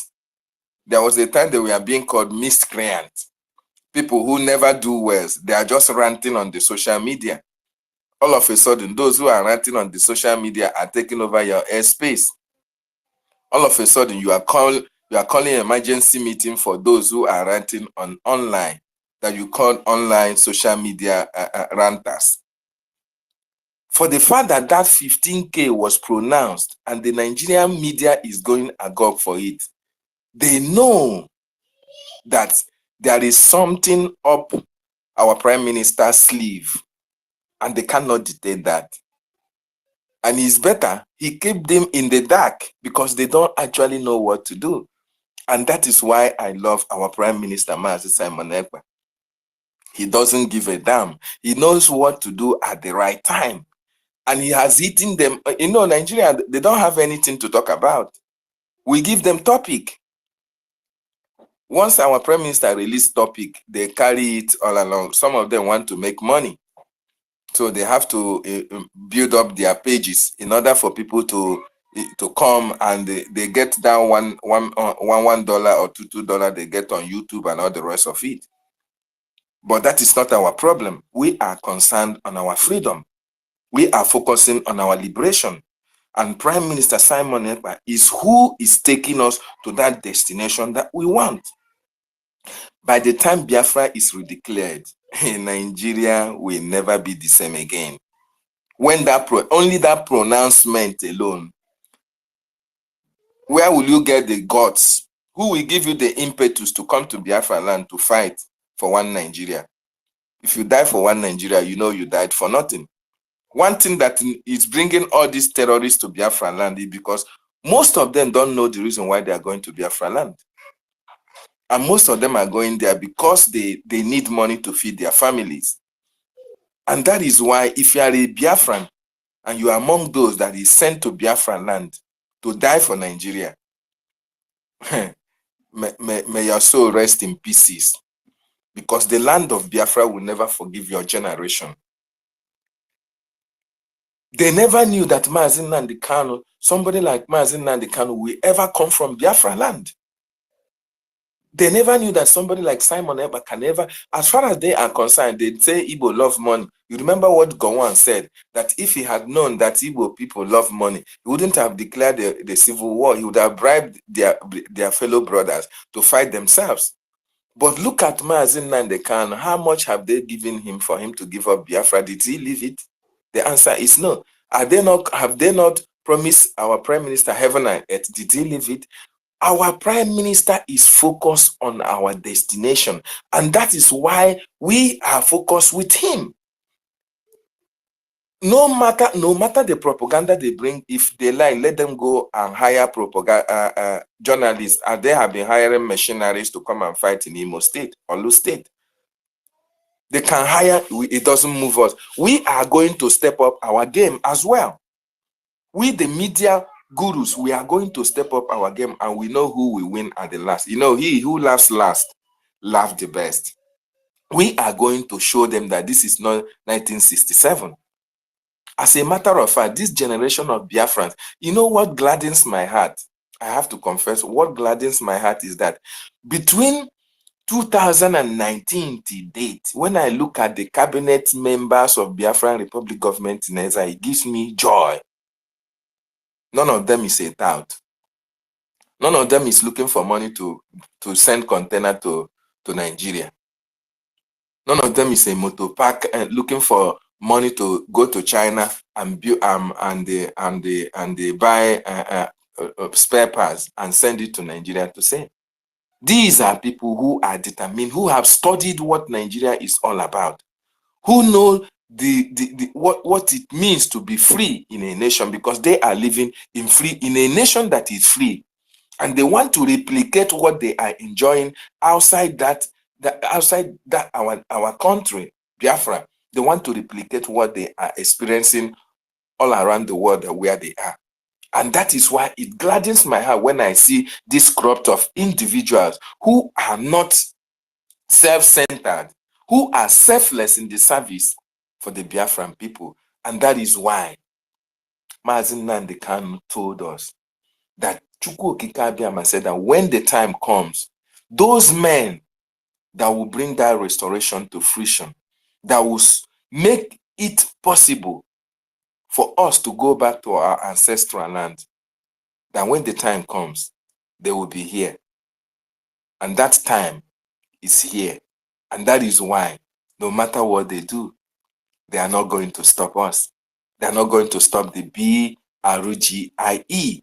Neither are they going to stop our prime minister. So why are we scratching our head for nothing? They can hire anybody. After all, did not hire all the international media? Were they not paid not to talk about Biafra? Every one of them was paid not to talk about Biafra. So they have not talked about Biafra, but we will force them to talk about Biafra. Is Biafra not moving? Is Biafra not at the verge of exit from Nigeria? Is it by their action not talking about Biafra that is bringing us to our destination? No. It is by the actions and activities of the Biafran people to show their determination to exit. That determination to exit, coupled with the policies of the Biafran Republic government in Ezra and our prime minister, is what have brought us so far. And no matter what Nigeria does, they are not going to take us back. We are going to our destination.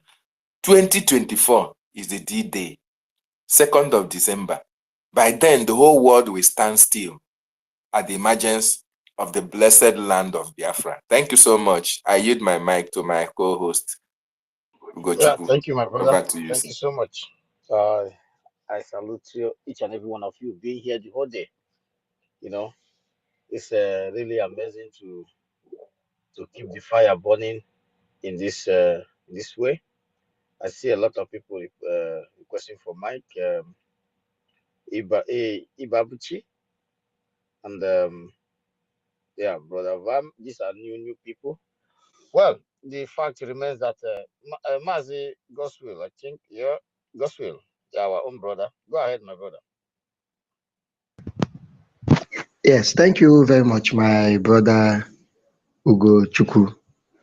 I salute you, our host, our information minister, Sonny Aparawa. I greet you, sir. And my very good comrade and brother of the BWOC, Mazi David Nana. I greet you. Biafrans, all cabinet members who are here, all ministers, I recognize your presence and I salute you as well. Otunwa Mwanya, I can see you. Our sister, mouthpiece of the gods, I cite you. Starman, you are my very good brother, I salute you. I greet everybody, Mr. Snow, our Minister, I see you. Salute everyone who is on space. This discussion is a very, very sweet discussion. It is something that has been giving me joy, as I've been listening, and my heart is full of joy. When I saw the news today, I said, yes, something is really, really happening. Even when they try to pretend about it, they are now summoning journalists from the southeast to see if somehow they can continue peddling their lies, deceit, and propaganda. My sister Mouthpiece, you reminded me of something. Talking about the BBC Igbo and BBC Pidgin. I can't hear from them anymore. I don't know what happened. You remember that period it was launched was when our leader Mazi Nnamdi Kanu was giving them fire for fire. And then they remembered how they did what they did to our internal leader Dim Odumegwu Ojukwu during the Civil War, how they used the media, the BBC, and the mainstream media to concoct propaganda, called him a rebel, a terrorist, and they sowed lies and deceit to the whole world, and people bought it. So when that thought came into them, they decided, oh, we still have BBC, why not use BBC? And then they started creating BBC. And they did something very clever. Do you know BBC was, created according to the major ethnicity that make up the zoo? They had to create BBC Hausa, they had to create BBC Yoruba, and then they created BBC Igbo. Then to cement it, because of those in the south, talking about the southern part of the east, the coastal region, they decided to give them BBC Pidgin. So they know what they were doing. And if you check the trend that period, even the attack that happened at, I think, yeah, that was MNM attack, when they saw youths who were just playing at the playground in a school, they captured them, beat them up, paraded them, saying that they attacked the security vehicle. And BBC was busy writing rubbish. The channel's news was writing rubbish. So we knew the essence of bringing BBC into the picture. And I can also remember when the British Royal Navy warship, long-sided at Lagos, when they thought probably something might erupt, they brought them before during the election. And at the end of the day, BBC was still there. BBC Pidgin, was there to change the narrative, making it look as if it was a visit, a mere visit, whereas they came prepared. And the information we got, the vessel is so equipped that they could launch missiles, from Lagos to any other state within the zoo. That was another, plan that they had to see if they could stop any uprising. And this has been the reason why all these media houses or media groups were formed. And today, it seems they are not meeting up to their demand anymore. A lot of them has, gone into hiding. We no longer hear from them. And now they are now looking for, journalists of other states. The question I asked myself when I saw that news today, what is the business of the army and journalists? This is a question I thought a lot of people would have asked. Because if you're talking about the military, they have their own writers, they have their own reporters. So the program supposed to be the army organizing a program for military journalists. You understand? Maybe talking about them educating themselves or bringing new ideas to themselves, talking about the army. But rather it was the army organizing this program, in the Southeast to engage Southeast journalists. Does that not ring bell? That was how I flagged it up. And I knew, yes, there was a plan. And also, it came into my mind that really something was really happening to them. To those who think we are joking, to those who think we are not doing anything, at least this can tell you that a lot is being done. To whom it may concern, they know what is being channeled to them, and they are feeling the heat. So I am just here to encourage us that we are doing marvelously well, and we are going to put in more effort. I heard a brother saying that at the declaration of the Biafra, that we may not expect anything to start happening. Everywhere might be calm, and then things will start happening gradually. My brother, the hell will be let loose on that day of the pronunciation, of that pronouncement. What you're seeing right now is what we define as panicking. They know what it takes. They also understand fully what it means for somebody to re-declare. Remember, our Prime Minister had made it clear. We are not coming to declare. We are coming to re-declare something that has already been declared. We are coming to reaffirm the position again. And what was that thing that had been declared in the past? The sovereign state of Biafra. The same declaration that made them bring war to us. The same declaration that made them kill over 5 million of us. The same declaration that made them target civilian population. Remember, they did not come to fight the Biafran army. Rather, they came to annihilate totally everything that has to do with the Igbos, to be precise, and then by extension, Biafrans at large.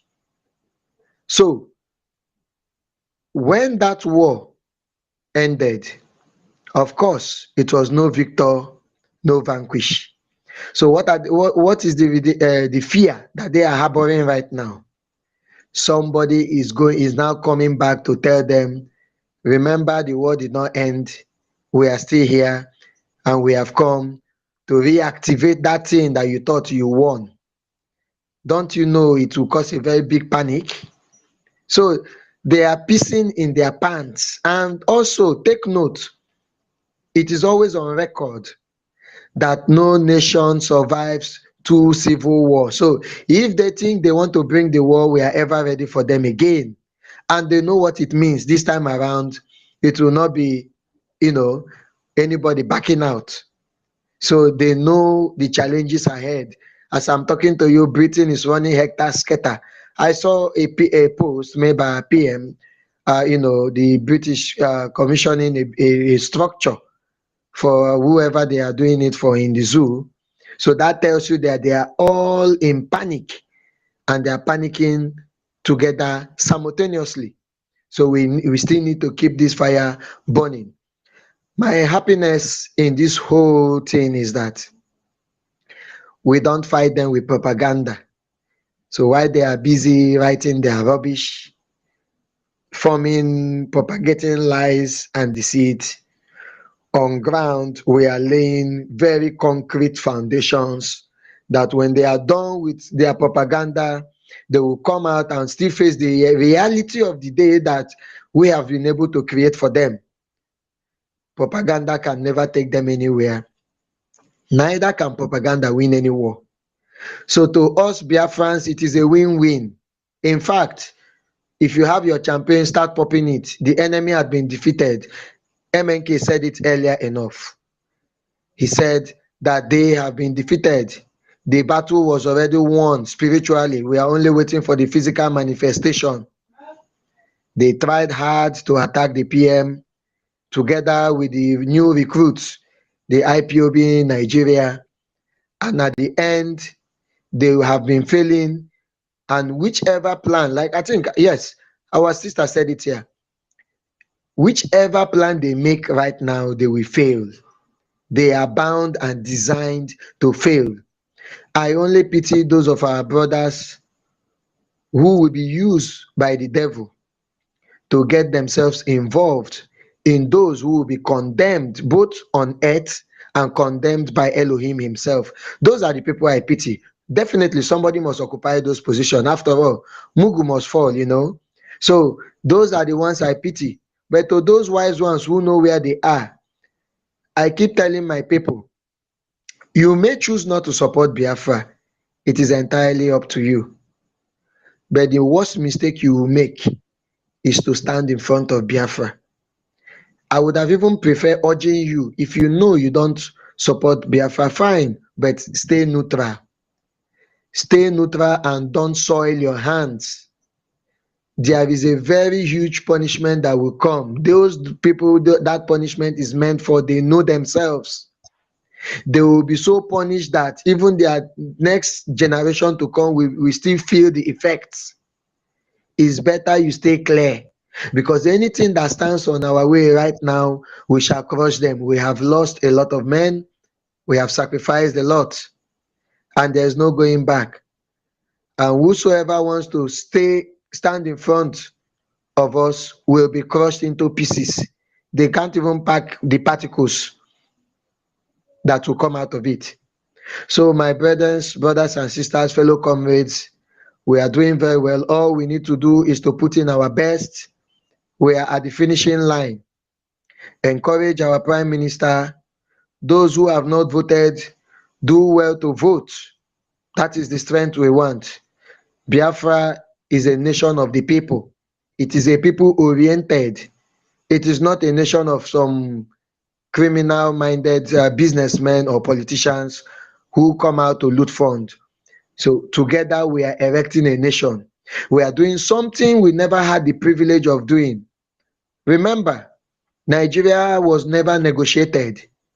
There was no time in history that those who call themselves Nigerians were called for a roundtable discussion to have any form of agreement or GMOU to enact a country or a nation.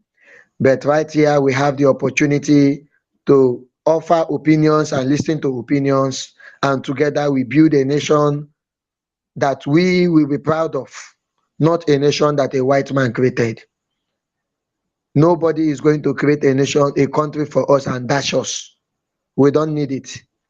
That is why we want Biafra, and that is why we are fighting. And Biafra is here. 2024 is the D-Day, is the D-Year rather.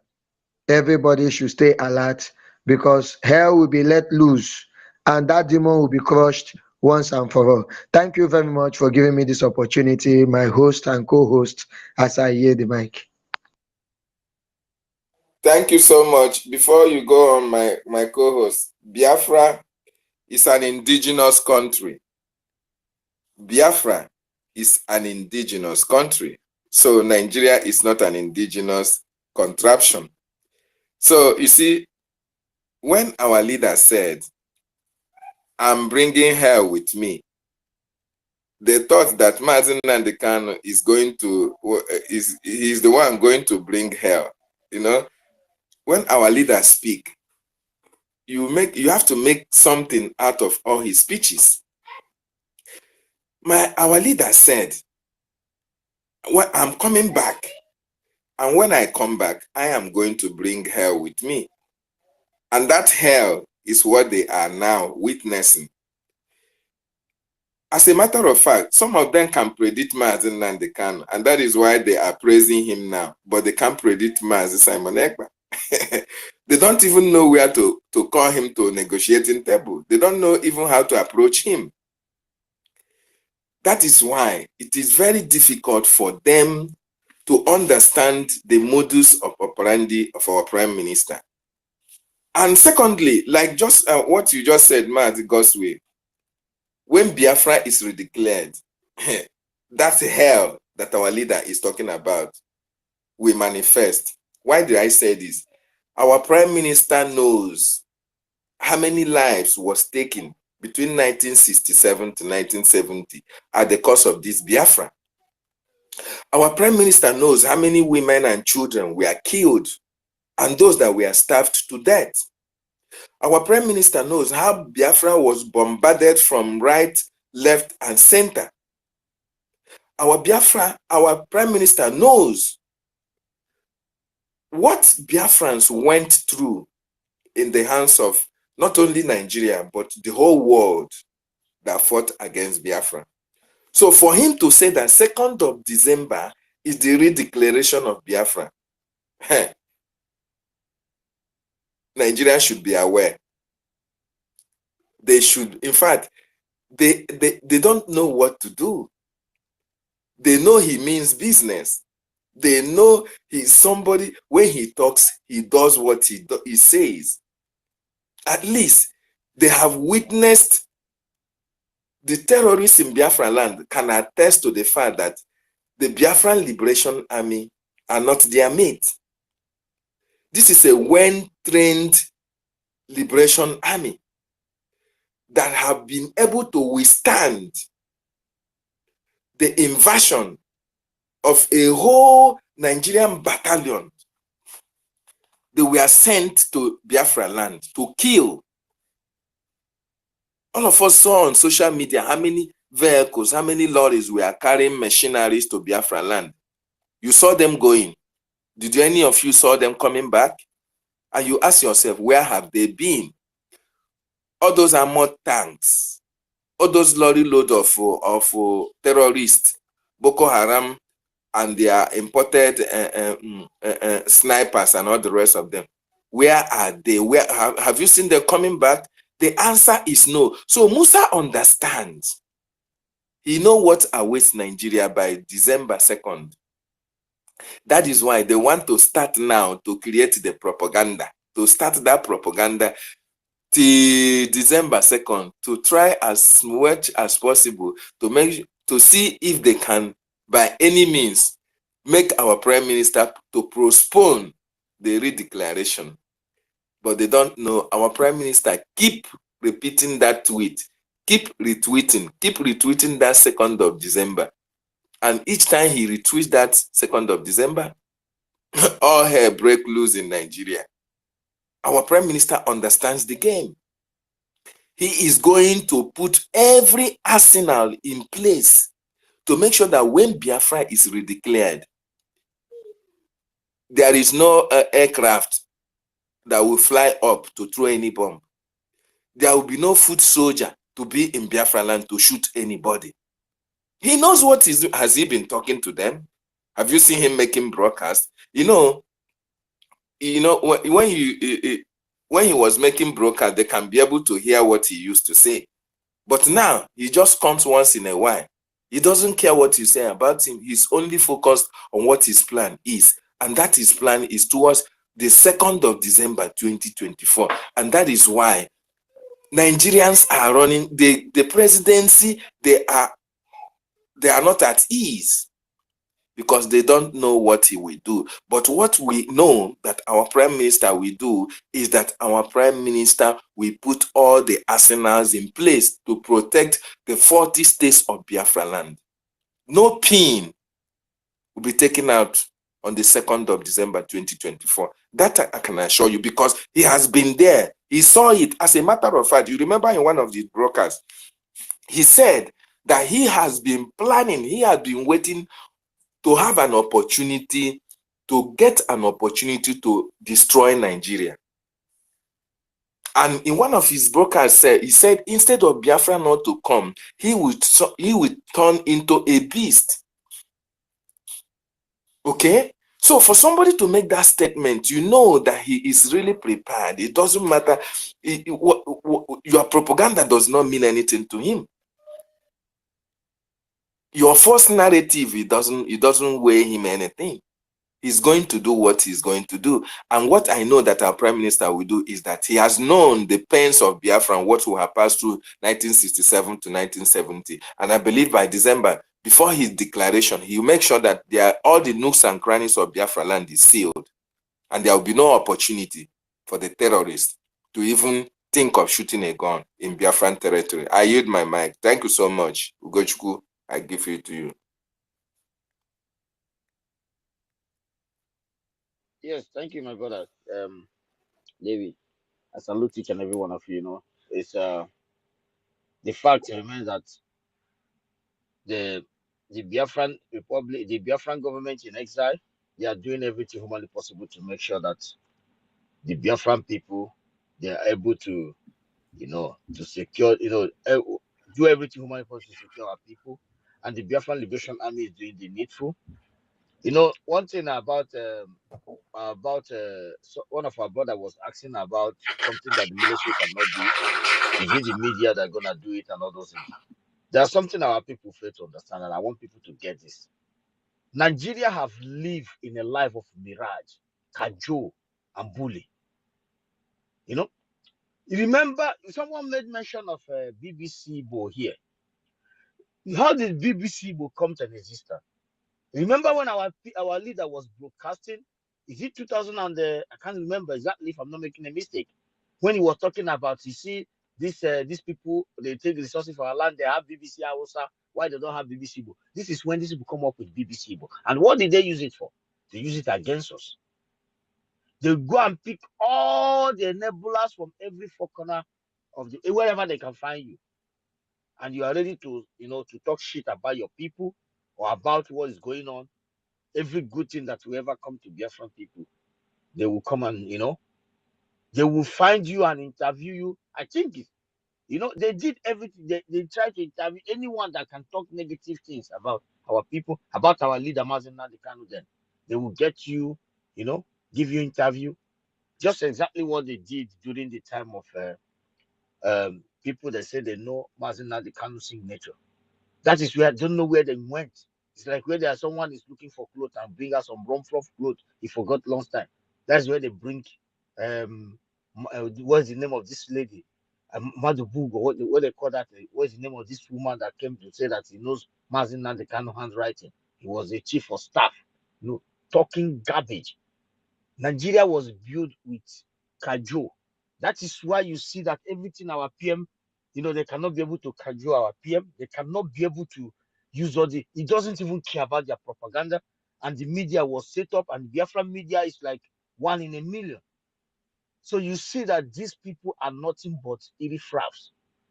How did they build themselves? They build themselves in every, just like, for example, when they give a so-called president to the drug lord, they plant things in a very, it just needs somebody with consistency and with focus, and somebody who is a human at heart, and somebody who knows what you want to face the zoo. You'll find out that these people are nothing but bunch of lunatics. They cannot fight and have like normal person that knows what you want. They can't stand you, and that is why in everything they do, they will fail against our PM. Just as I was saying about the drug lord. See how they set it up? He became an idiot that some of them, this man cannot even have a driving license in America or any valuable part of the world. Once they give him a president, what did they do? They give him so-called worthless and useless ECOWAS president or whatever they may call it. They plan things in a way that, what did they do? The next, they heard about Niger issue. They say he's gonna fight. He's gonna fight. When you see that the guys are determined, what did they do? They chicken out. They chicken out. It's just like this media of it now. They will go every crown of Biafra land looking for these people they deprive from well-meaning life, a job, a reasonable job that you don't need to scavenge inside YouTube to earn a living, or be a comedian to be talking trash to make a living. They're gonna look for them to use them to castigate, and some of them will fall the victim. And at the end of the day, they would think that this is all about, the normal way of black-haired people way of life. After 2nd of December, we open their eye. They will understand that whatever, everything that they used you to do was against your own people. And there's nothing you're going to do about it. You will reap what you sow. So the point here is that, it's something that we just have to, each and every one of us have to buckle up and, and do and do the needful. As I said, do more. We are almost there. Biafrans, wherever you are, look yourself in the mirror. Man, these are powerful men and women. You can do it. You can grab your freedom from these people. This is not difficult task. It just, as our leader Mazin Kanu when he went to America, he said just $1 each and every one of you. $1. Then this is not difficult. If you can look around you, you see that those that the zoo are using are just bunch of failures. Some of them who went to diaspora, they never do well people. Or those that are hoping to be political ambition, like the moron who fly from South Africa to take a picture by the side of Ifan Yuba, and they got him a new microphone. Now he can hold a brand new microphone to talk trash and show pictures of well-meaning Biafran sons and daughters from Belgium and all over the world. They have given him money to buy a new brand microphone. This is what the zoo do. And the moron has grabbed it and hold it to talk trash, something he does not know nothing about. Start calling the terrorist organization that these are the people sponsoring Simon Later. What did they know best? As they handed that one a new brand microphone, and maybe they have given him some money, get some share from the 40,000 of canceling it at home, or from the 9 million of selling Mazen Nnamdi Kanu. Then he come home to bury his mother, pay some money to those security, those men, terrorist men in uniform that was following him around. Then he said that he has had an ambition for politics inside Zolo. How can a normal human being have a political ambition in that dungeon? And you tell me these are human beings? These are freedom fighters? Of course, no. But the bad news is that those who come for real, they are well prepared. And these are real men and women. You cannot stand them. It doesn't matter what you do. It doesn't matter those people following you who do press up in the morning. It doesn't matter who do one press up in once in 7 days. With the big stomach, we drink beer and carry a gun. They don't even know how to use it. That is why when they come in front of Liberation Army, they became a fly. Well, my brothers and sisters, it's not something. As I said, our PM have made us understand that it's not a big deal, and our Liberation Army have made us understand that there's no big deal. It's just each and every one of us to do what you need to do. This British concocted empire, slaughter camp, and the organ harvesting, and the place they are easy to create a terrorist organizations, and safe haven for Hamas and the rest of them. This is what they do best. But you Biafrans come together. You don't need everyone. Those that want to stand on the side of the minister, the minister of congratulations and the condolence, P2B, they can stand there and yab. They can stand there. In each family, you understand, when you have a large family, you may be doing well and quiet and giving help to those that are reasonable. There are some people who yab, who dress up in the morning, sit and yab. They can yab. At the end of the day, they end up coming to you to get when their hair is straight. This is exactly what zoo is. And if they think that they have all it takes to stop Biafra, then it's left for it's left on us to make sure that we put everything in place. How are we gonna put everything in place? If it's need that we need to have a fighter jet, we have to contribute for it and make sure that it happens. Make sure that it happens. Drag, do you want to say something? You're omitting yourself. So the point here is that we just have to. Yeah, go ahead. Mazogochku, Go ahead. I really appreciate you. I really appreciate you.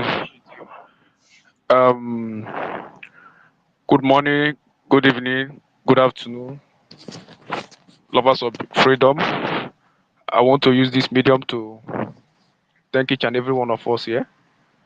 I know most of us you are seeing here, we are not who we claim we are. Most of us here, some of the zoos are here, listening to whatever we are saying here, but we don't care. So, my opinion is this: we should never relent. Just as Mazo Gochku has earlier said, this is a task that we need to accomplish. So we should never look back, because the zoos don't know what is after them, and they don't know what is coming for them. And they think we are joking, and they think we are playing. You know, the thing there is this: the zoo don't know what is after them. They don't know. They don't know what is after them. And by the time we hit them, just as our prime minister said, that he's closer to them than what they expect. So, our brothers and my sisters, we should never relent, because we are in a hard trial now. We are in a hard trial. And if we look back, I think they will overshadow us. So, let's keep pushing. Let's keep moving. I believe at the end, victory will be ours. Thank you. Thank you, Mazogochku. Thank you, my brother. You know, Yeah. my Biafran people, before I give the mic, I just wanna make some of you. Some of you may laugh, but some of you may understand the music I'm about to play. Just 1 minute, maybe just 2 minutes before my brother, that hands are up, and our mouths, just hold on. And anybody who laugh on this music, you're gonna pay some money to our Biafran fund tonight. And this music is from our brother, and it just means we have a power.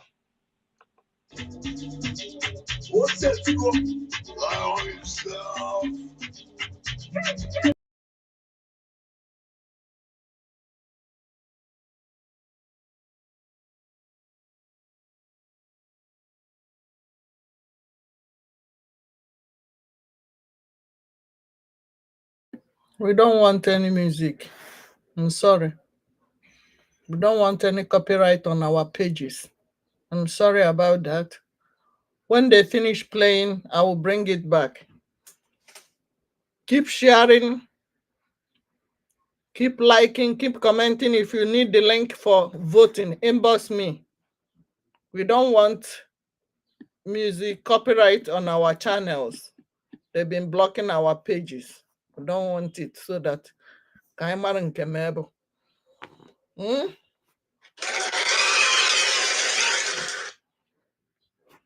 Kunaka. They are talking about us. Now we day here. Instead of that music, I will even end it. No music. I will put our leaders, our leader's voice.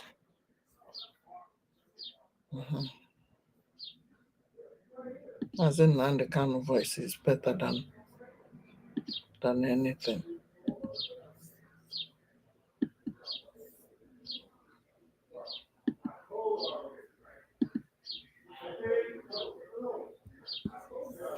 It's better. Any market you open, anybody, any chairman of any market that is opened, any market you open, the chairman will hear from us. In Biafra land, any market you open, you will hear from us. We lost 5 million people. And if you don't sit at home, we'll make you sit at home by force. People, no wonder we are suffering. No wonder. you would have no appreciation of the sacrifice of the dead. I know. You think everything. Anybody, any chairman of any market that is opened, any market you open, the chairman will hear from us. In Biafra land, any market you open, you will hear from us. We lost 5 million people. And you can, if you don't sit at home, we'll make you sit at home by force. People, no wonder we are suffering. You would have no appreciation of the sacrifice of the dead. What is going on? You think everything. Anybody, any chairman of any market that is opened, any market you open, the chairman will hear from us. In Biafra land, any market you open, you will hear from us. We lost 5 million people. And you can, if you don't sit at home, we'll make you sit at home by force. People, no wonder we are suffering. You would have no appreciation of the sacrifice of the dead. You think everything. Anybody, any chairman of any market that is opened, any market you open, the chairman will hear from us.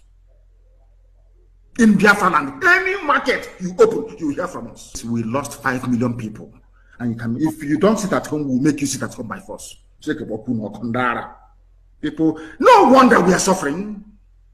You would have no appreciation of the sacrifice of the dead. You think everything. Anybody, any chairman of any market that is opened, any market you open, the chairman will hear from us. In Biafra land, any market you open, you will hear from us. We lost 5 million people. And you can, if you don't sit at home, we'll make you sit at home by force. People, no wonder we are suffering. You would have no appreciation of the sacrifice of the dead. You think everything. Anybody, any chairman of any market that is opened, any market you open, the chairman will hear from us. In Biafra land, any market you open, you will hear from us. We lost 5 million people. And you can, if you don't sit at home, we'll make you sit at home by force. People, no wonder we are suffering. You would have no appreciation of the sacrifice of the dead. You think everything. Anybody, any chairman of any market that is opened, any market you open, the chairman will hear from us. In Biafra land, any market you open, you will hear from us. We lost 5 million people. And you can, if you don't sit at home, we'll make you sit at home by force. People, no wonder we are suffering. You would have no appreciation of the sacrifice of the dead. You think everything. Anybody, any chairman of any market that is opened, any market you open, the chairman will hear from us. In Biafra land, any market you open, you will hear from us. We lost 5 million people. And you can, if you don't sit at home, we'll make you sit at home by force. People, no wonder we are suffering. You would have no appreciation of the sacrifice of the dead.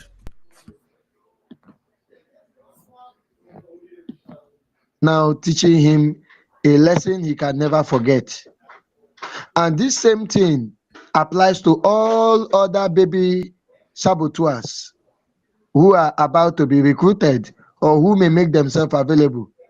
There is no way you can serve the enemy against your own people and expect the enemy to take you serious.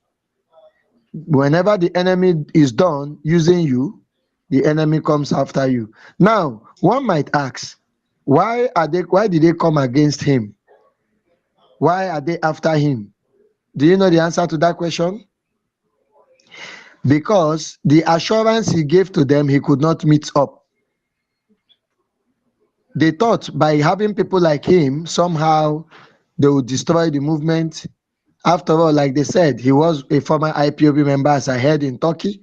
So they believe, oh, bringing them in, just the same way they are using the idiot Ikenga, because he's going to end the same way though. So they thought by bringing him in, giving him that contract, somehow he's going to deliver. Now they have seen that instead of him being able to deliver, the movement is waxing stronger and stronger, achieving heights every day on daily basis, and now they have decided that there is no need keeping the idiot. It's better they just do away with him, and they are pressing a lot of charges against him. And today I was discussing with someone. I asked, what about his friends in the DSS?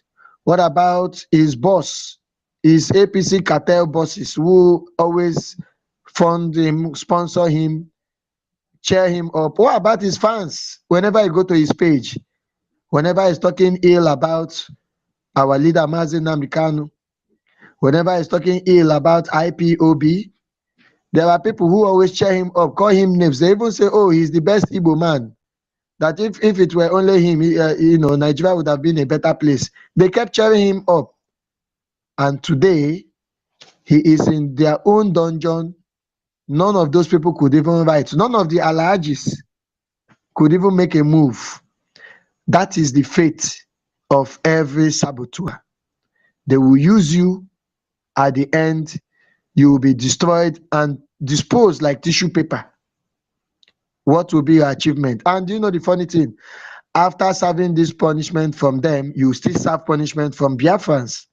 And then God will now do the final judgment when you go to meet him. This is just what I wanted to chip in. Thank you very much, my brother David. Thank you, my brother. Thank you so much. Are Thank you you? so much, my brother. That is a very, very wonderful one. And Chukuma, you can go ahead, my brother. Then after comment, then we'll call it a day. We'll hand it over to our Yeah, thank you again, once again, for the opportunity. Thank you to everyone on this space. It's been such a marathon. You understand? Our effort is relentless, it's commendable because we know what we are looking for. And that only thing is nothing but the freedom of Biafra. I've been wanting to say something about what we were talking about earlier, but I'm going to try and wrap it up in like 3 minutes. But I just want us to know that like I've been looking at this space, like since we started, we've been like over 200 people on this space. That just shows that finally, since they've realized that they cannot beat us, they just have to join us. Because what the zoo has always done is to tell that. Chukuma, you know what, Chukuma? Sorry, you know what? Let me tell you something. This our PM shared this space. That is the reason why. You understand? So it's the same man. Like once you share, but just that these people, they know who our PM is, but they try to see if they can, if there's anything they can do, but there's nothing they can do. Go ahead, my Yeah, brother. so it just shows that we are on the winning side. I just wanted to further buttress on what we were saying about like the topic of the day, which is Israel. I just need our Israeli brothers to understand that the only people that you can trust is Biafran. And I want you to know that whatever that is going on between Saudi Arabia, Iran, and the rest of them is just it's just a charade, because at the end of the day, Saudi Arabia is one of the biggest sponsors of the zoo. Their plan is to Islamize. And the reason you see Saudi Arabia and the rest of them, Qatar, acting like they are supporting Israel is because of personal interests. Because one thing you got to understand, the world now is shifting from oil towards green energy. And Saudi Arabia, they don't want no conflict in their region because, as we all know, oil is one of their major source of revenue. And any war in that region is going to hamper it. And they don't want that to happen. That's why indirectly they're acting like they're supporting Israel. But at the end of the day, they want the whole world to be Islamized. And I want you to understand something about the reason why Saudi Arabia kind of hold grudges towards Iran. If you notice something, anywhere the West step their leg in, okay, that place doesn't know peace. And if you understand, before it was if you know the history about the Ayatollahs in Iran, when they were in power before the West came in, took them out, and tried to bring democracy to Iran, and at the end of the day, it failed, and the Ayatollahs took over again. If you notice, ever since then, the West was kind of kicked out of Iran. what the West did was try to sanction them. And if you know, Iran is a major, they produce oil. And those sanctions have kind of forced Iran not to be able to sell their oil on the international market. Instead, they go underground to sell that oil. And indirectly, it favors Saudi Arabia because if Iran starts selling oil, Saudi Arabia too. You understand? Like the law of demand and supply. When the supply is more than the demand, the price drops. So indirectly, it doesn't favor Saudi Arabia. So that's why at the end of the day, they try to like act like they are allies with the West. You understand? Just for their own personal interests. But at the end of the day, we all know that they want to Islamize the whole world. And Saudi Arabia is not no saint. You understand? From history and from things that have been happening of recent, we know that between the Shia Muslim and the Sunnis, we know that the Sunnis are the most radical. They are very brutal. And Saudi Arabia is Sunni Muslim. So at the end of the day, the reason why Iran is acting the way they're acting is because they're facing a lot of sanctions. They can't sell their oil. They are not making money. So the only thing is to fight everybody, just like damage control. So, but at the end of the day, one thing I need them to understand, Israel should not be fooled by what the United States is doing, because what is going on between Iran, Israel, and the West is just like, that's if I thought there's anything like that, it's just like a triangular synergy. Like I said earlier, it cost Israel billions of dollars, almost 1.something billion, to intercept all those missiles. It only cost Iran like tens of millions of dollars to produce those ballistic missiles that they shoot at Israel. Who are the ones that produce these weapons? America. America funded Iran. They try to make it legal, like saying that we're releasing prisoners so that we can get our money back. They're releasing American prisoners so that America can give them the money that they sanctioned that were owned by Iran, just to make it legal. Now they got this money. They are buying all these missiles, shooting it in Israel. Israel have to defend themselves. Israel and America, they have like a pact of defense. Some of the weapons are being brought from America. So if you look at what is going on, it's just a charade, because at the end of the day, Iran will not stop what they are doing. Israel has to defend itself. Israel had to keep buying weapons from America. So if you see the whole thing, Israel is just the only people they can trust is us. So they don't need to start leaning on America, leaning on the West or anything. Do what they need to do to defend themselves. You understand? Biafra is your only true, genuine supporters you can rely on. And moreover, our support goes just beyond just diplomatic relations. We have a history, you understand? We have ancestral lineage together. So I just want to further say, like, they should take our Prime Minister threat very serious. Also, keying on the support. We're giving it for free because we know our position when it comes to the tribe of Israel, where we stand. We are the fighters, we are the defenders, the gather rights. So that's all I just want to say. And also, thank you to everyone on this space. Let us share this space. Let it go, because some people will come back later and try to listen to it. Thank our information minister for hosting this space. It's been such a marathon. And may Chukwu Okike be my blessing and every one of us. Thank you.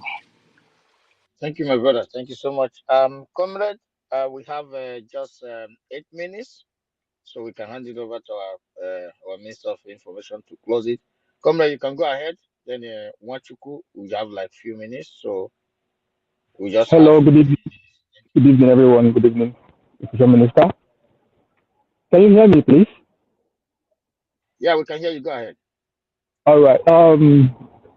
I'm really happy and glad to be in your midst once again. I actually have missed this space for a long time, but I follow up every day anyway.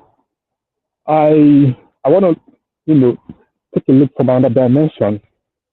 Iran fired 120 ballistic missiles into Israel, 170 drones, and 30 cruise missiles.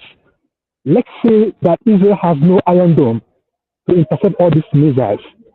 They will have leveled Israel. This is a genocide attempt by Iran, and the world are just watching.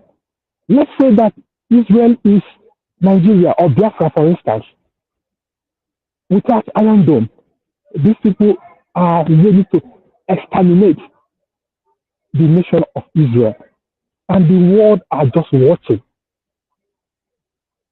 I want the Israel Prime Minister, the President, to know that the only true and best friend they have are Biafrans.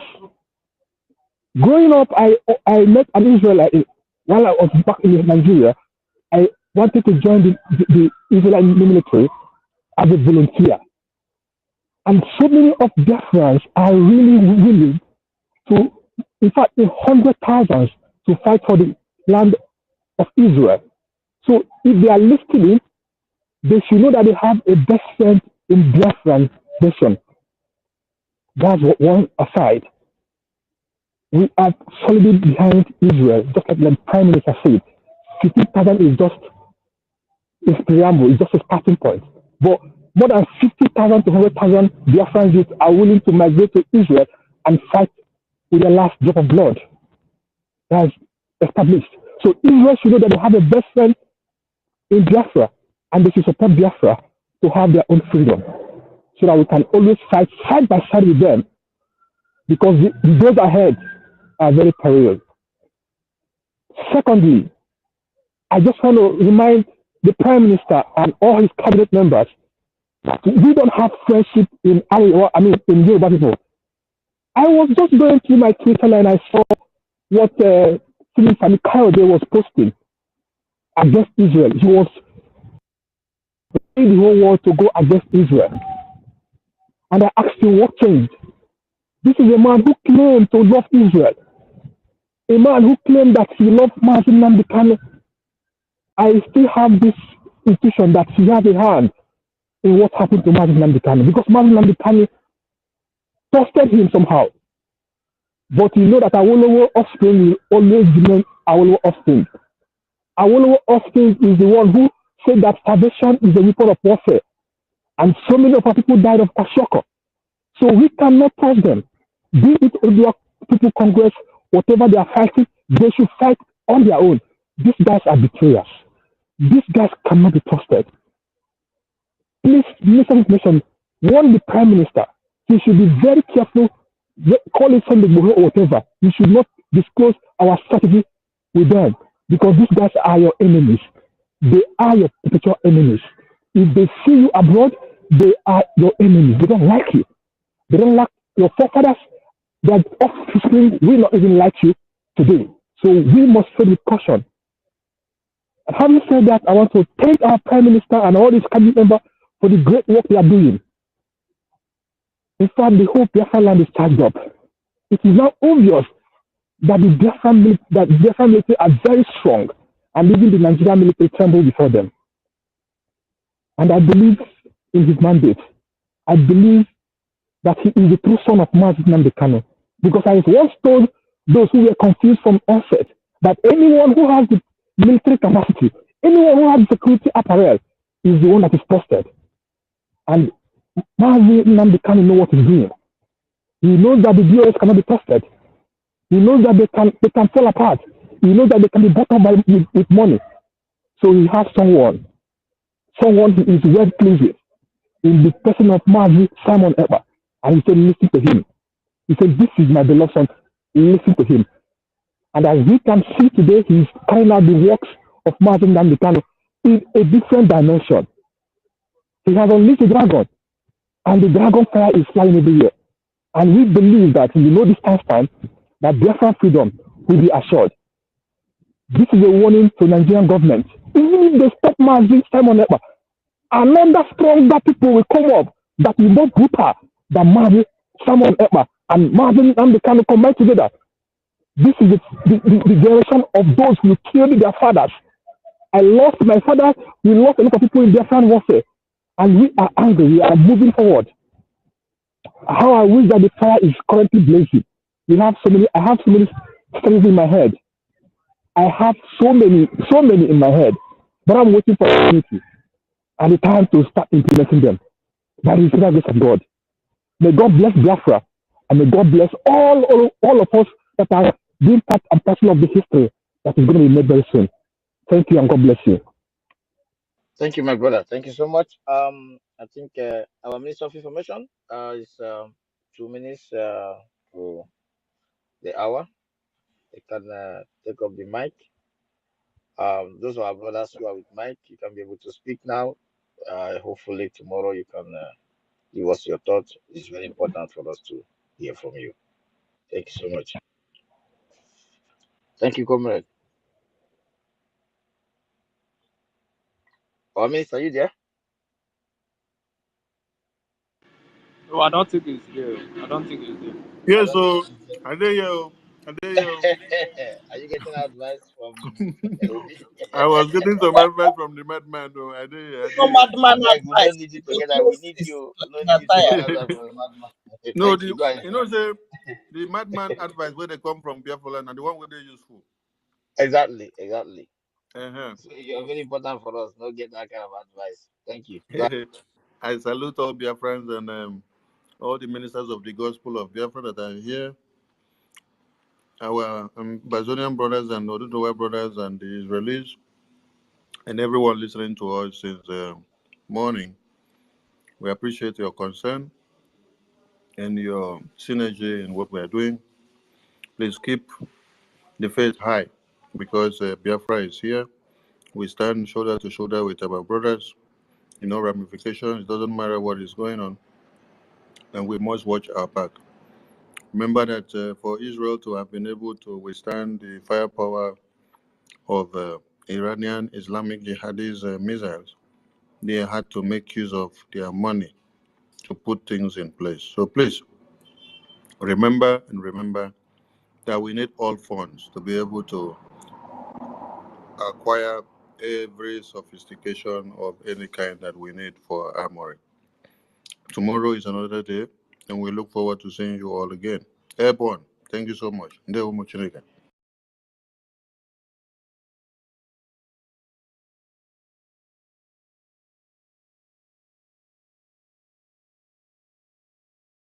Good night, Biafrans. Thank you for joining us. Make sure you vote for your freedom.